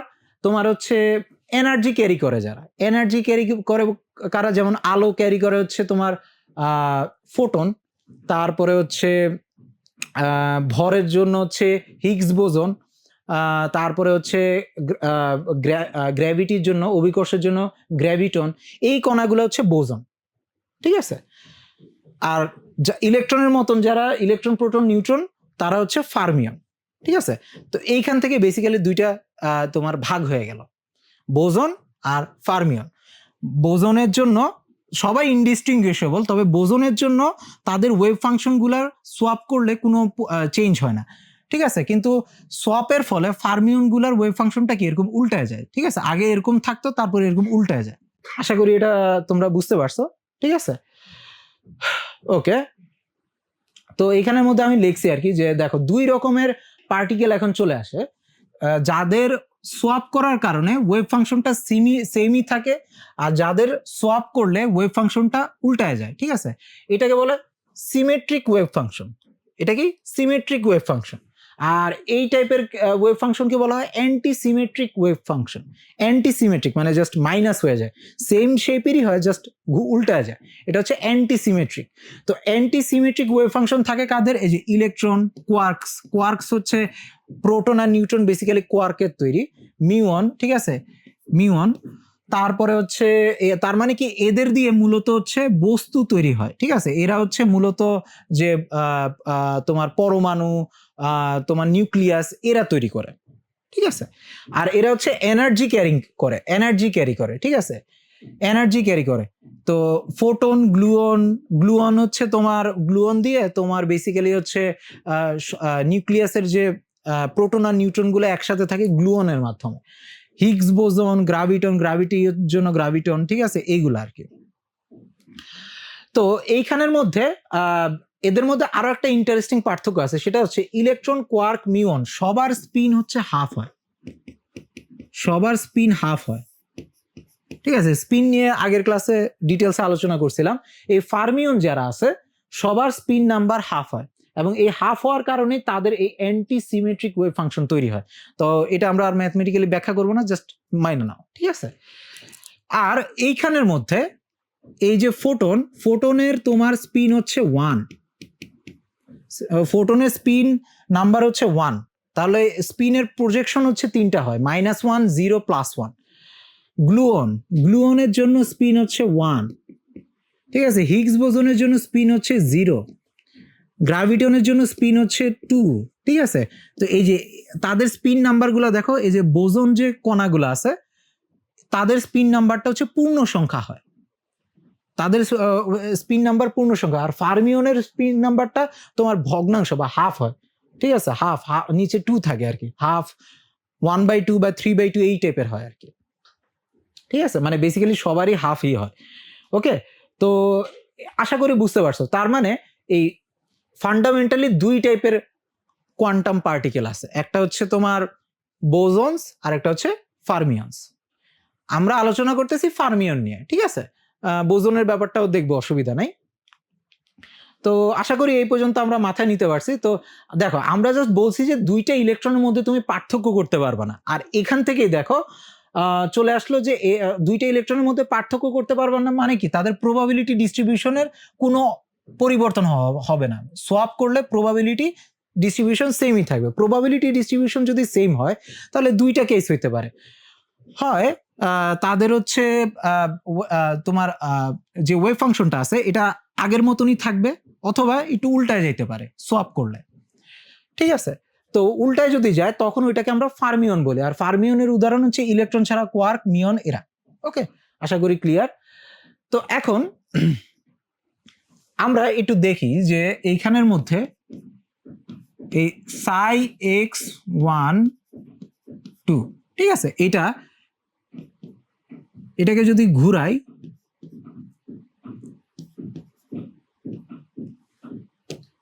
x2 x1, আচ্ছা এরকম একটা ইকুয়েশন লেখার চেষ্টা করি। তো তোমরা একটু প্র্যাকটিস করার চেষ্টা করো যে এমন একটা ফাংশন নিবা যেখানে হচ্ছে এই যে সাইটা আছে, এই সাইয়ের এই দুইটা ভ্যালু চেঞ্জ করলে আগের মতন হয়ে যায়। ঠিক আছে, ওকে। তো এখন আমরা একটু দেখি এই সাই x1 x2 মানেটা কি। এই সাই 1 x2 x1 x2 মানে হচ্ছে বেসিক্যালি তোমার এইখানের মধ্যে দুইটা ইলেকট্রনের একসাথে তোমার যে ইয়াটা হবে, কি বলে, ওয়েভ ফাংশনটা হবে, ওইটা দেখতে কেমন হবে, তাই তো। তো একটা ইলেকট্রনের জন্য, ঠিক আছে, আমরা একটু ছবি আঁকি এখানের মধ্যে।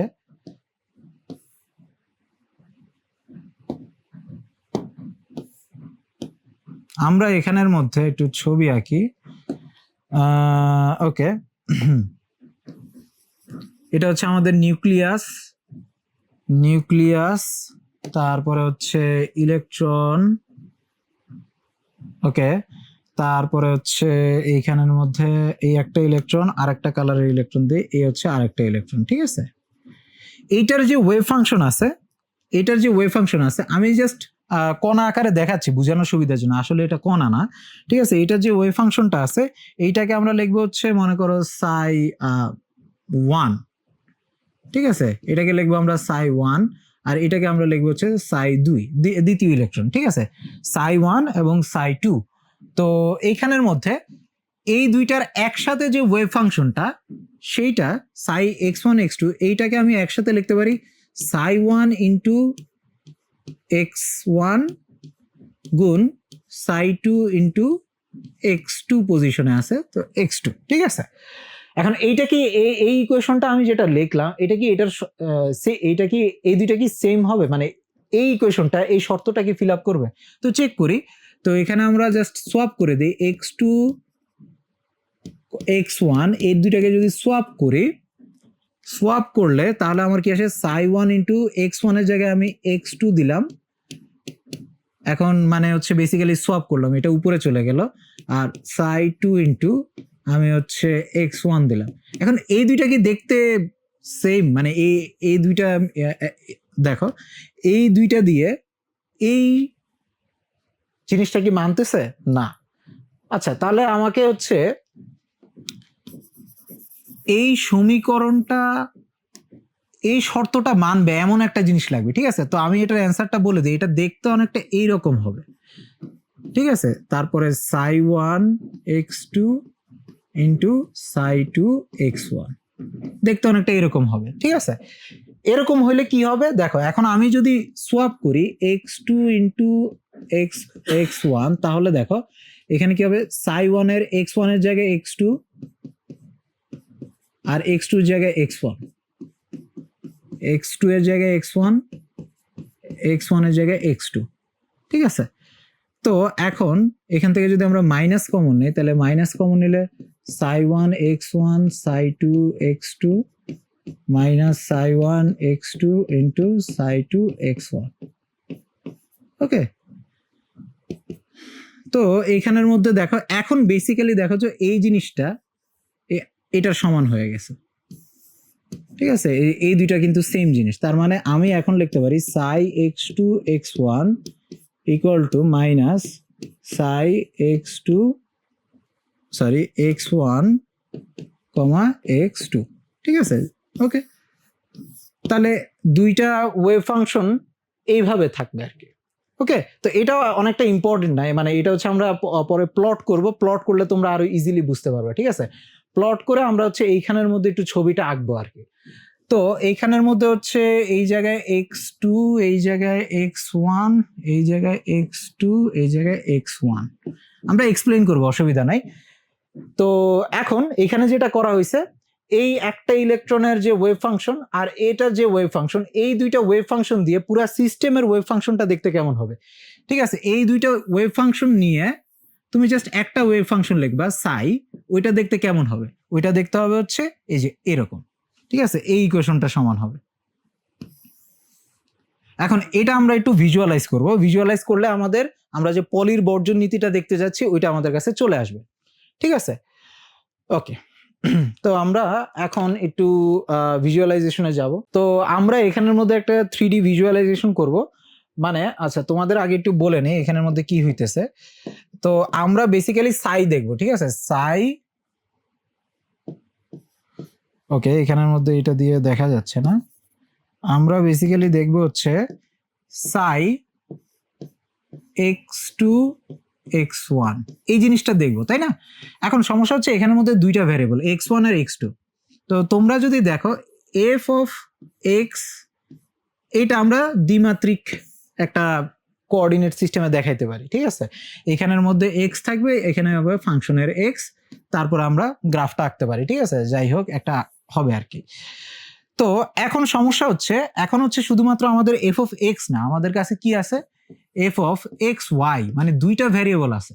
তো দুইটা ভ্যারিয়েবল যখন থাকবে তখন হচ্ছে আমার এই দুইটা চলকের জন্য দুইটা অক্ষ লাগবে, তাহলে এই এক্স চলকের জন্য একটা অক্ষ, ওয়াই চলকের জন্য একটা অক্ষ, এটা লাগবে। আর এই দুইটার কারণে আমার যে ফাংশনটা পাবো ওইটার ভ্যালু দেখার জন্য আরেকটা অক্ষ লাগবে, তাহলে ফাংশন অফ এক্স ওয়াই। ঠিক আছে, তো আমার বেসিক্যালি ত্রিমাত্রিক একটা ভিজুয়ালাইজেশন লাগবে। তো এখানের মধ্যে আমরা তো সাই এক্স টু এক্স ওয়ান বা সাই এক্স ওয়ান এক্স টু এইটা দেখতে যাচ্ছি, তাই না? তো এখানের মধ্যে তো দুইটা ভেরিয়েবল আছে, এক্স ওয়ান আর এক্স টু।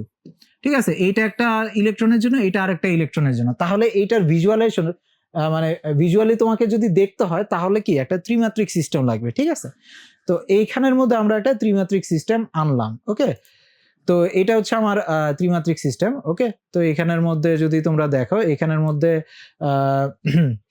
এই যে এই বরাবর হচ্ছে এক্স অক্ষটা আছে, এই বরাবর হচ্ছে এক্স অক্ষ, আচ্ছা এক্স অক্ষটা আছে এই বরাবর, তারপরে ওয়াই অক্ষটা আছে হচ্ছে এই বরাবর, আর জেড অক্ষটা আছে হচ্ছে এই বরাবর। ঠিক আছে, এই অক্ষ এই হচ্ছে এক্স ওয়াই জেড। তো এক্স অক্ষ বরাবর এক্স ওয়ান, ওয়াই অক্ষ বরাবর এক্স টু, আর এই জেড অক্ষ বরাবর হচ্ছে বেসিক্যালি হচ্ছে আমরা সাইনা, এখানে আমরা দেখব হচ্ছে সাই এক্স ওয়ান এক্স টু।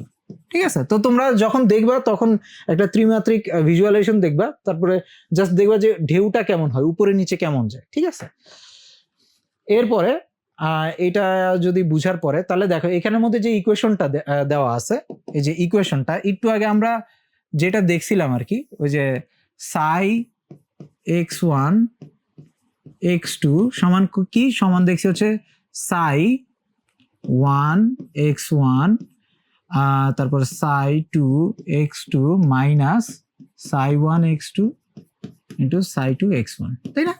তো এইখানের মধ্যেও ঠিক সেম জিনিস আমরা এখানে প্লট করছি আর কি।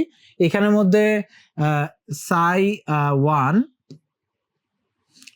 ওয়ান এক্স সমান হচ্ছে sine N one pi X by L, psi two X মানে হচ্ছে cos N two pi X by L. Just দেখার জন্য, একটা বেসিক ইকুয়েশন দেখার জন্য।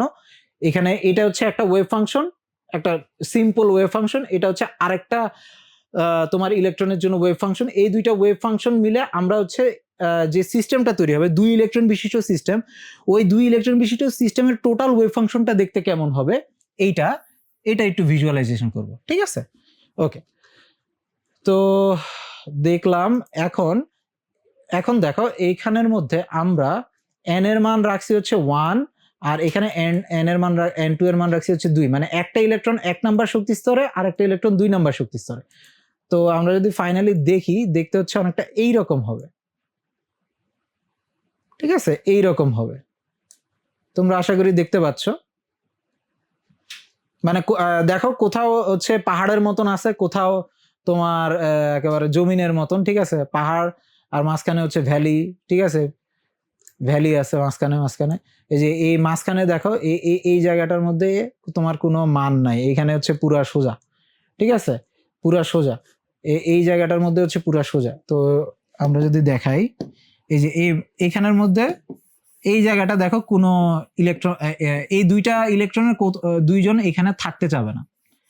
ঠিক আছে, এখানে দুইটা ইলেকট্রনের কেউই ইলেকট্রন থাকতে চাবে না। এই যে পিকগুলো আছে, ঠিক আছে, এই পিকগুলাতে ইলেকট্রন থাকতে চাবে। ঠিক আছে, এই পিকগুলাতে ইলেকট্রন থাকতে চাবে। ঠিক আছে, এখানে পিকগুলাতে ইলেকট্রন, এই দুইটা ইলেকট্রন থাকার সম্ভাবনাটা বেশি। ঠিক আছে, এক্স অক্ষ বরাবর ওয়াই অক্ষ বরাবর এই দুই জায়গায় আমরা হচ্ছে ইলেকট্রন থাকার সম্ভাবনাটা বেশি। ওকে, তো আচ্ছা কোথায় ইলেকট্রন থাকবে না? এই যে দেখো একটা স্ট্রেইট লাইন বরাবর ইলেকট্রন থাকবে না। এই স্ট্রেইট লাইনটা বেসিক্যালি আসছে হচ্ছে এই যে দেখো, ওকে না, এখানের মধ্যে আমি একটা ভুল করছি, সেটা হচ্ছে এইখানের মধ্যে এটা মাইনাস হবে। ওকে, এখানে এটা মাইনাস হবে, আমরা দেখছিলাম হচ্ছে মাইনাস, তবে প্লাসের জন্য আমরা দেখবো, অসুবিধা নাই। আমরা ইলেকট্রনের জন্য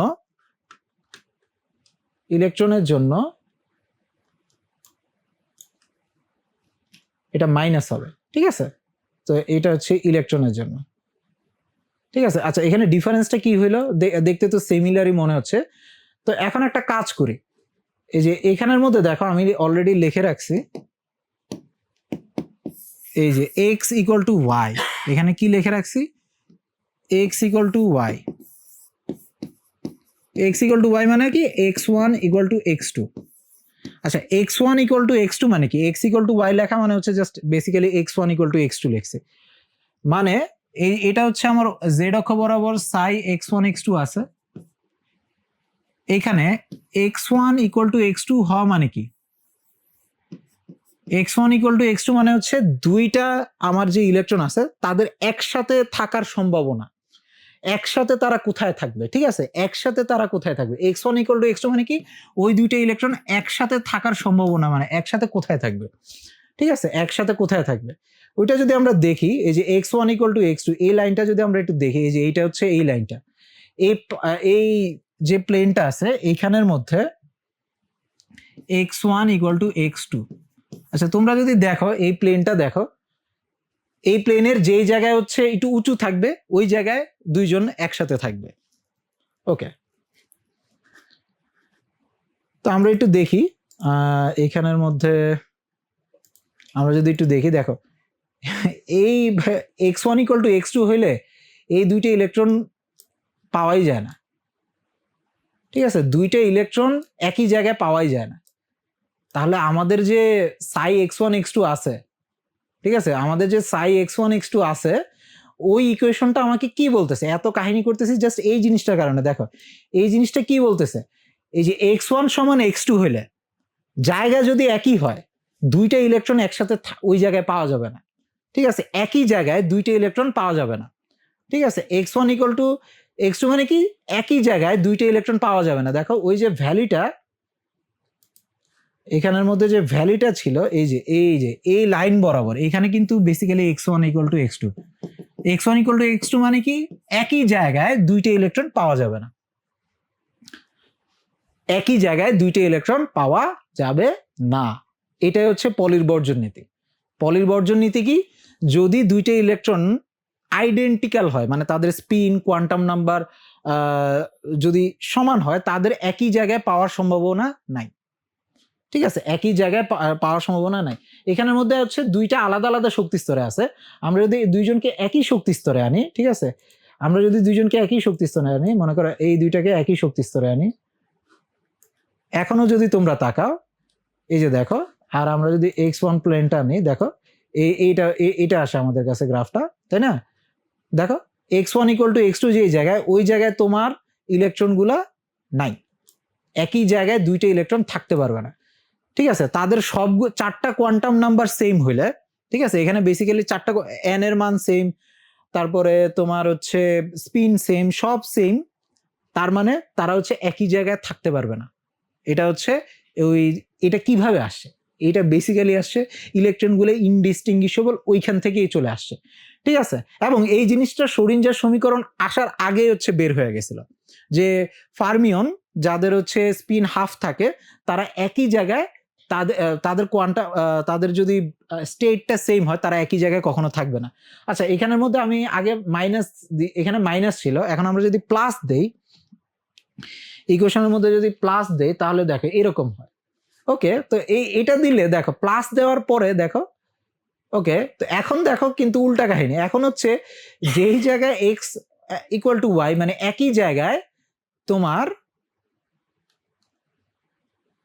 কণাগুলা থাকার সম্ভাবনা বেশি, এই টাইপের কণাগুলা কারা, এরা কারা, এই টাইপের কণাগুলা কারা, হ্যাঁ, যাদের একই জায়গায় থাকার সম্ভাবনাটা বেশি। দেখো এখানের মধ্যে আমি জাস্ট মাইনাস থেকে প্লাস করছি, মাইনাস থেকে প্লাস মানে কি, দেখো সাই এক্স ওয়ান এক্স টু কি ছিল আমার কাছে, psi one x one equal to psi two x two minus psi one x two into psi two x one, এটা ছিল, তাই না, আমরা জাস্ট মাইনাসের জায়গায় প্লাস করছি, মাইনাসের জায়গায় যদি প্লাস করি আর এখানে এক্স টু আর এক্স ওয়ানকে যদি সোয়াপ করি তাহলে দেখো psi one x two psi two x one psi one x one psi two x two, এই উপরে দুইটা ইকুয়েশন বেসিক্যালি সেম, জাস্ট এই টার্মটা আগে আছে এই টার্মটা পরে আছে, মানে এইখানে সাই ওয়ান এক্স ওয়ান আর এটাকে সোয়াপ করার পরে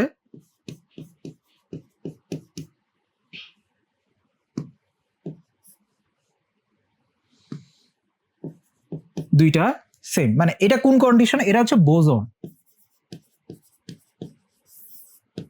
ঠিক আছে, বোজন, ওই যে এনার্জি পার্টিকেল গুলো, ফোটন, গ্লুয়ন, না হ্যাঁ ফোটন, গ্লুয়ন, হিগস বোজন, গ্রাভিটন, এরা একই জায়গায় থাকতে চায়, বোজন গুলো একই জায়গায় থাকতে চায়, কিন্তু ফার্মিয়ন যারা আছে, ঠিক আছে, ফার্মিয়ন যাদের হচ্ছে অ্যান্টিসিমেট্রিক ওয়েভ ফাংশন, মানে এই প্লাসটা জাস্ট আমি মাইনাস করে দিলে অ্যান্টিসিমেট্রিক ওয়েভ ফাংশন, তারা একই জায়গায় থাকতে চায় না, ঠিক আছে, তারা একই জায়গায় থাকতে চায় না। ওকে, তো এইখানের মধ্যে আমরা যদি দেখি আর কি, এখন যদি আমরা পরের ইয়াতে যাই, দেখো যখন হচ্ছে সিমেট্রিক ওয়েভ ফাংশন হবে, এই যে তোমার হচ্ছে সাই x1 x2, এটাকে দুইটার পজিশন সেম করলে, এই দুইটা যখন সেম হবে x2 x1, এরা কি, এরা হচ্ছে বোজন, এরা হচ্ছে কি বোজন।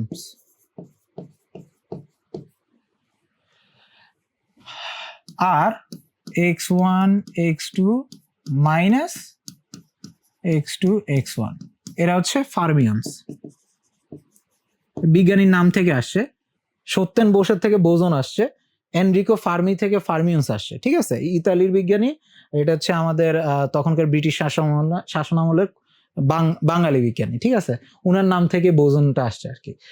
তো এই বোজন যারা আছে তারা হচ্ছে একই জায়গায় থাকতে চায়, মানে হচ্ছে এই যে এই একই জায়গায় থাকতে চায়, এটাকে আমরা বুঝাবো হচ্ছে এইভাবে, জাস্ট ওই পাহাড়গুলাকে আমরা জাস্ট এইভাবে একটা কয়েকটা যে এভাবে যখন ওইখানে পাহাড় দেখছিলাম না, ওদেরকে আমরা জাস্ট এভাবে সার্কেল দিয়ে বুঝাবো, ঠিক আছে।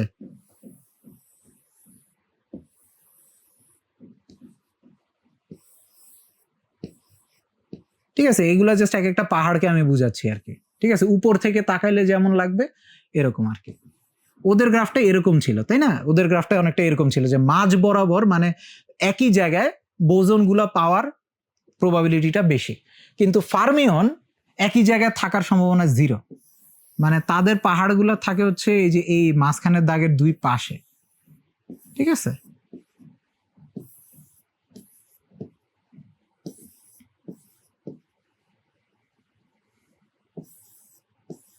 তাদের পাহাড়গুলা এই মাঝ বরাবর দাগের দুই পাশে থাকে, ঠিক আছে, তার মানে এই যে x1 সমান যখন x2 হবে একই জায়গায়, x1 সমান x2 হওয়া মানে কি একই জায়গায় ফার্মিয়ন গুলা পাওয়া যাবে না, কখন, যখন তাদের স্টেট গুলা সমান হয়ে যাবে, কোয়ান্টাম স্টেট যখন সমান হয়ে যাবে তখন তাদেরকে একই জায়গায় পাওয়া যাবে না।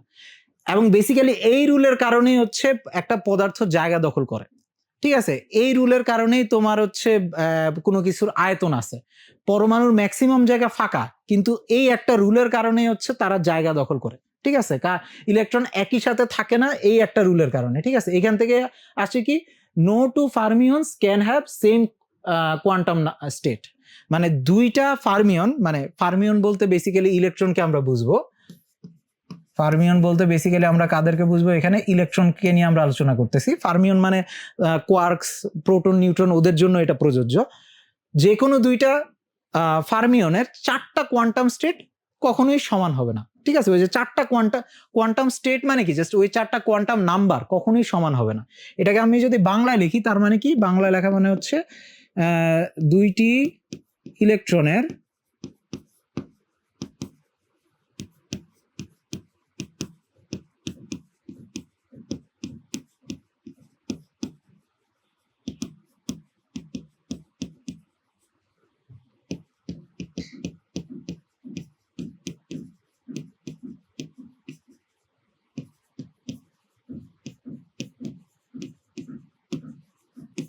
দুইটা ইলেকট্রনের 4টা কোয়ান্টাম সংখ্যা কখনো সমান হবে না। আর এখান থেকেই তোমার হচ্ছে বেসিক্যালি তোমার হচ্ছে একটা অরবিটালে কয়টা ইলেকট্রন থাকতে পারে সেই জিনিসটা চলে আসে। যেমন মনে করো 1s অরবিটাল, ঠিক আছে,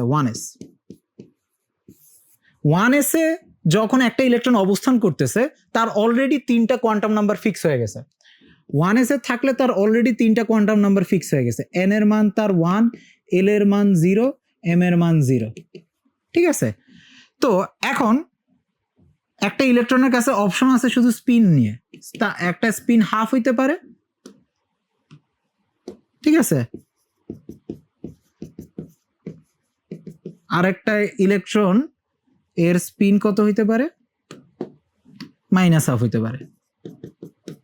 তো এখন দেখো এই দুইটার বেশি যদি ইলেকট্রন রাখতে চাই, মনে করো আরেকটা ইলেকট্রন রাখতে চাই, তাহলে কি n এর মান 1, l এর মান 0, m এর মান 0, s এর মান তো প্লাস আর -1/2ই পসিবল। s এর স্পিন সংখ্যা কিন্তু প্লাস মাইনাস বাদে অন্য কোনো সংখ্যা পসিবলই না। তাহলে পসিবল না হলে আমি এখানে +1/2 দিতে পারবো না, 4টা কোয়ান্টাম সংখ্যা না হলে উপরেরটার সাথে মিলে যাবে, আর যদি -1/2 দিই নিচেরটার সাথে মিলে যাবে, তাহলে এই আরেকটা ইলেকট্রন এখানে থাকতেই পারবে না।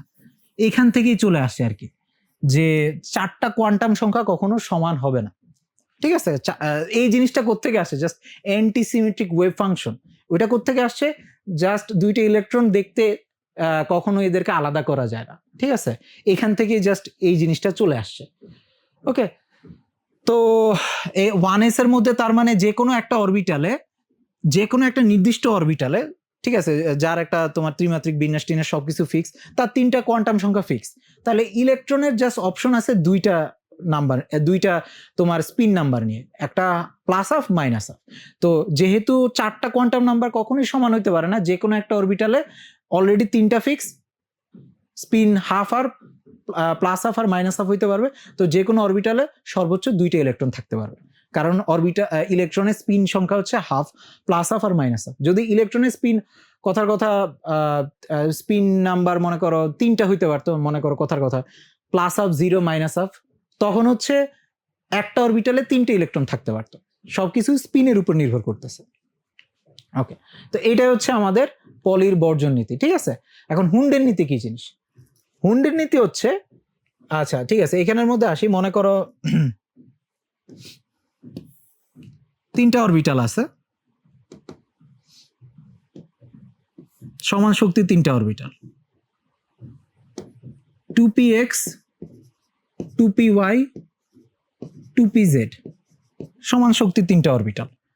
ঠিক আছে, তো এই সমান শক্তি 3টা অরবিটাল, এখানে n এবং l এর মান সবার জন্য সেম, এখানে n প্লাস l সবার জন্য সেম, n এর মানও সেম, l এর মানও সেম, সবকিছুই সেম। তো এখানে কিন্তু শক্তির কোনো পার্থক্য করা যাবে না। তার মানে আউটবাউ নীতি অনুসারে এখন তুমি বলতে পারো না যে কোথায় ইলেকট্রন কিভাবে যাবে। তো এইখানে হুন্ডের নীতি যেটা বলছে, যদি সমান শক্তির অরবিটাল হয়, যাদেরকে আমরা বলি ডিজেনারেট অরবিটাল, ঠিক আছে, এই যে এদের কি n এবং l এর মান সমান হওয়ার কারণে এদের শক্তিটাও সমান, তার এই অরবিটাল গুলাকে বলা হবে ডিজেনারেট অরবিটাল। তো ডিজেনারেট অরবিটাল গুলাতে তোমার হচ্ছে প্রথমে একটা ইলেকট্রন একটা স্পিনে প্রবেশ করতে পারে। ঠিক আছে, আমি উপরের দিকে দেখাচ্ছি, এটা নিচের দিকেও হতে পারে, কোনো অসুবিধা নেই। এখন সেকেন্ড যে ইলেকট্রনটা প্রবেশ করবে, তার কাছে অপশন আছে, হয় সে এখানের মধ্যে জোড়া করবে, না হলে সে অন্য আরেকটা জায়গায় যাবে, একই স্পিনে থাকতে পারে, অথবা অন্য আরেকটা জায়গায় গিয়ে বিপরীত স্পিনে থাকতে পারে। ওকে, তো প্রথমে যেটা সেটা হচ্ছে, দেখো সে জোড় হবে নাকি। আচ্ছা, জোড় হইতে চাবে না, কারণ হচ্ছে ইলেকট্রনই তো, বুঝতে হবে, ইলেকট্রন বিকর্ষণ করবে, তো তাদেরকে জোড়া হইতেও কিছু শক্তি খরচ করা লাগবে। তো ইলেকট্রন প্রথমে গিয়ে জোড়া হইতে চাবে না। ঠিক আছে, শুধু কেন শক্তি খরচ করব, এখানে যদি ইলেকট্রন জোড়া হইতে চায় তাহলে তাকে কিছু শক্তি খরচ করা লাগে, তো ইলেকট্রন জোড়া হবে না। আচ্ছা, তার কাছে অপশন আছে, তাহলে অন্য আরেকটা জায়গায় যাবে, একই স্পিনে থাকতে পারবে, অথবা তাকে বিপরীত স্পিনে থাকতে হবে। আচ্ছা, তো কোন স্পিনে থাকবে ইলেকট্রনটা কোন স্পিনে থাকবে? ইলেকট্রনটা যদি দেখো বিপরীত স্পিনে থাকে, এ একটা, ঠিক আছে, বিপরীত স্পিনে থাকলে ইলেকট্রনগুলো একসাথে থাকতে চায়।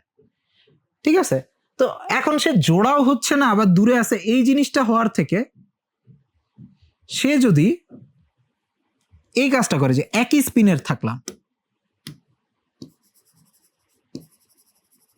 একই স্পিনে থাকলাম, তো একই স্পিনে থাকার সুবিধাটা কি? একই স্পিনেই প্রবেশ করবে। ঠিক আছে, ইলেকট্রনটা বিপরীত স্পিনে প্রবেশ না করে একই স্পিনে প্রবেশ করবে। একই স্পিনে প্রবেশ করার সুবিধাটা কি? এদের কিন্তু এখন দেখো এই দুইটা ইলেকট্রন কিন্তু ইনডিস্টিংগুইশেবল। ঠিক আছে, এদের কিন্তু স্পিন সংখ্যা সমান। ঠিক আছে, এদের স্পিন সমান, ভর সমান, চার্জ সমান, তার মানে এই দুইটা ইলেকট্রন তুমি আলাদা করতে পারবে না। স্পিন সমান হলে ইলেকট্রন তোমার কাছে, দুইটা ইলেকট্রনের স্পিন সমান হলে এদেরকে তুমি কোনোভাবে আলাদা করতে পারবে না। ঠিক আছে, যদি আলাদা না করতে পারো, তার মানে কি? তার মানে হচ্ছে এইখানের যে ইলেকট্রনটা আছে এইটা হচ্ছে এই জায়গায় সোয়াপ হইতে পারে, এই ইলেকট্রনটা এখানে সোয়াপ হইতে পারে, দুইজনের জায়গায় এক্সচেঞ্জ করতে পারে। ঠিক আছে, তার মানে ইলেকট্রনটা শুধুমাত্র 2p(x) এ থাকতে পারে এমন না, 2p(y) তেও থাকতে পারে। এই দুইটা ইলেকট্রন একই সাথে দুইটা অরবিটালে থাকতে পারে। ঠিক আছে, এই দুইটা ইলেকট্রন দুইজনের জায়গায় এক্সচেঞ্জ করে দুইটা অরবিটালে থেকে ছড়ায় পড়তে পারে, বেশি জায়গা নিয়ে থাকতে পারে। তো ইলেকট্রন অলরেডি বেশি জায়গা নিয়ে থাকতে চায়। ঠিক আছে, বেশি জায়গা নিয়ে থাকলে তার স্টেবিলিটিটা বেশি হয়। ঠিক আছে, তো এই কারণে ইলেকট্রন বেসিক্যালি একই স্পিনে থাকতে চায়। সে যদি বিপরীত স্পিনে প্রবেশ করতো, এই যে এই বিপরীত স্পিনে প্রবেশ করতো, বিপরীত স্পিনে প্রবেশ করলে এই দুইটা কিন্তু ইনডিস্টিংগুইশেবল না, একটার স্পিন হাফ আর একটা স্পিন -হাফ। তো দুইজনের জায়গায় সোয়াপ করতে পারবে না। ঠিক আছে, এইভাবে একইভাবে সোয়াপ করতে পারবে না, কারণ তাদের স্পিনটা ডিফারেন্ট। তো স্পিন ডিফারেন্ট হলে তারা একে অপরের জায়গাটা এক্সচেঞ্জ করতে পারে না, তো তখন হচ্ছে এরকম ছড়ায় পড়তে পারে না। ওকে, তো স্টেবিলিটির দিক দিয়ে যদি আমরা চিন্তা করি, তাহলে ইলেকট্রনের যদি স্পিন একই হয় তাহলে এই যে এক্সচেঞ্জ করতে পারে, তারা তাদের জায়গাগুলো এক্সচেঞ্জ করে একটা বড় জায়গা নিয়ে থাকতে পারে, স্টেবিলিটিটা বৃদ্ধি পায়। তো এই জন্য প্রথমে ইলেকট্রনগুলো জোড়াও হবে না এবং অন্য একটা অরবিটালে একই স্পিনে প্রবেশ করবে, একই স্পিনে প্রবেশ করবে। যখন একই স্পিনে সবগুলো প্রবেশ করা শেষ, আর তো আর অপশন নেই, এখন জোড়া হইতেই হবে, আর কোনো অপশন নেই। বিপরীত স্পিনে ঢুকলে আমি জোড়াই হব। ঠিক আছে, বিপরীত স্পিনে ঢুকলে আমি জোড়াই হব। এটা হচ্ছে হুন্ডের নীতি। ঠিক আছে, এইটা হচ্ছে আমাদের হুন্ডের নীতি। ওকে, তাহলে বেসিক্যালি আমাদের নীতিগুলা দেখা হয়ে গেল। তো আজকের ক্লাসের মধ্যে আমরা দেখছি হচ্ছে আউফবাউ নীতি। আউফবাউ নীতি, আউফবাউ কোনো বিজ্ঞানী না, এটার নাম হচ্ছে জাস্ট স্ট্যাক করা বা বিল্ড করা। ঠিক আছে, বিল্ড করা একটা নিম্ন শক্তি স্তর থেকে যে উচ্চ শক্তি স্তরে তোমার হচ্ছে অরবিটালে ইলেকট্রনগুলা প্রবেশ করবে, ওইটার লজিকটা আউফবাউ নীতি দেয়। আউফবাউ নীতি কিসের মাধ্যমে এটা ব্যাখ্যা করে? n+l এর ভ্যালুর মাধ্যমে। n+l এর ভ্যালু যার বড় তার শক্তি বড় এবং ইলেকট্রন ওইটাতে পরে প্রবেশ করবে। আগে যেটাতে n+l এর ভ্যালু কম, ইলেকট্রন সেখানে প্রথমে প্রবেশ করবে। n+l এর ভ্যালু কম হলে ইলেকট্রন ওইখানে আগে প্রবেশ করবে। ঠিক আছে, এটা হচ্ছে আউফবাউ নীতি। আর খেয়াল রাখবা, সামনের ক্লাসে যখন আমরা ইলেকট্রন বিন্যাস পড়বো তখন এটাই হচ্ছে ব্রেক হবে। ঠিক আছে,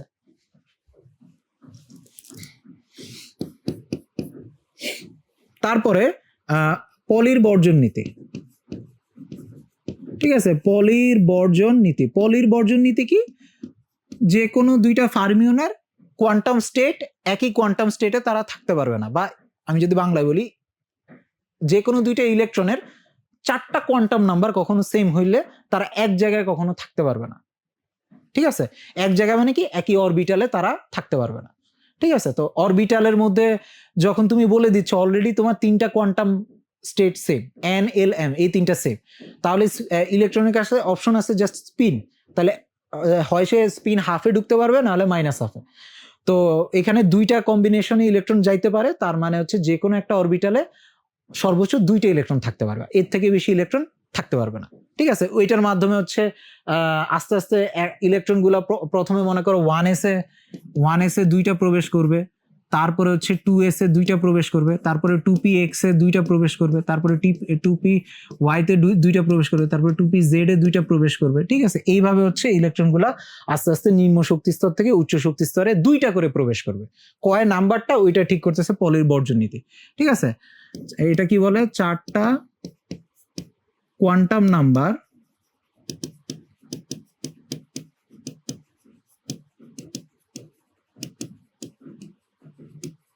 সেম হবে না। ঠিক আছে, তারপরে আসে কি হুন্ডের নীতি। তো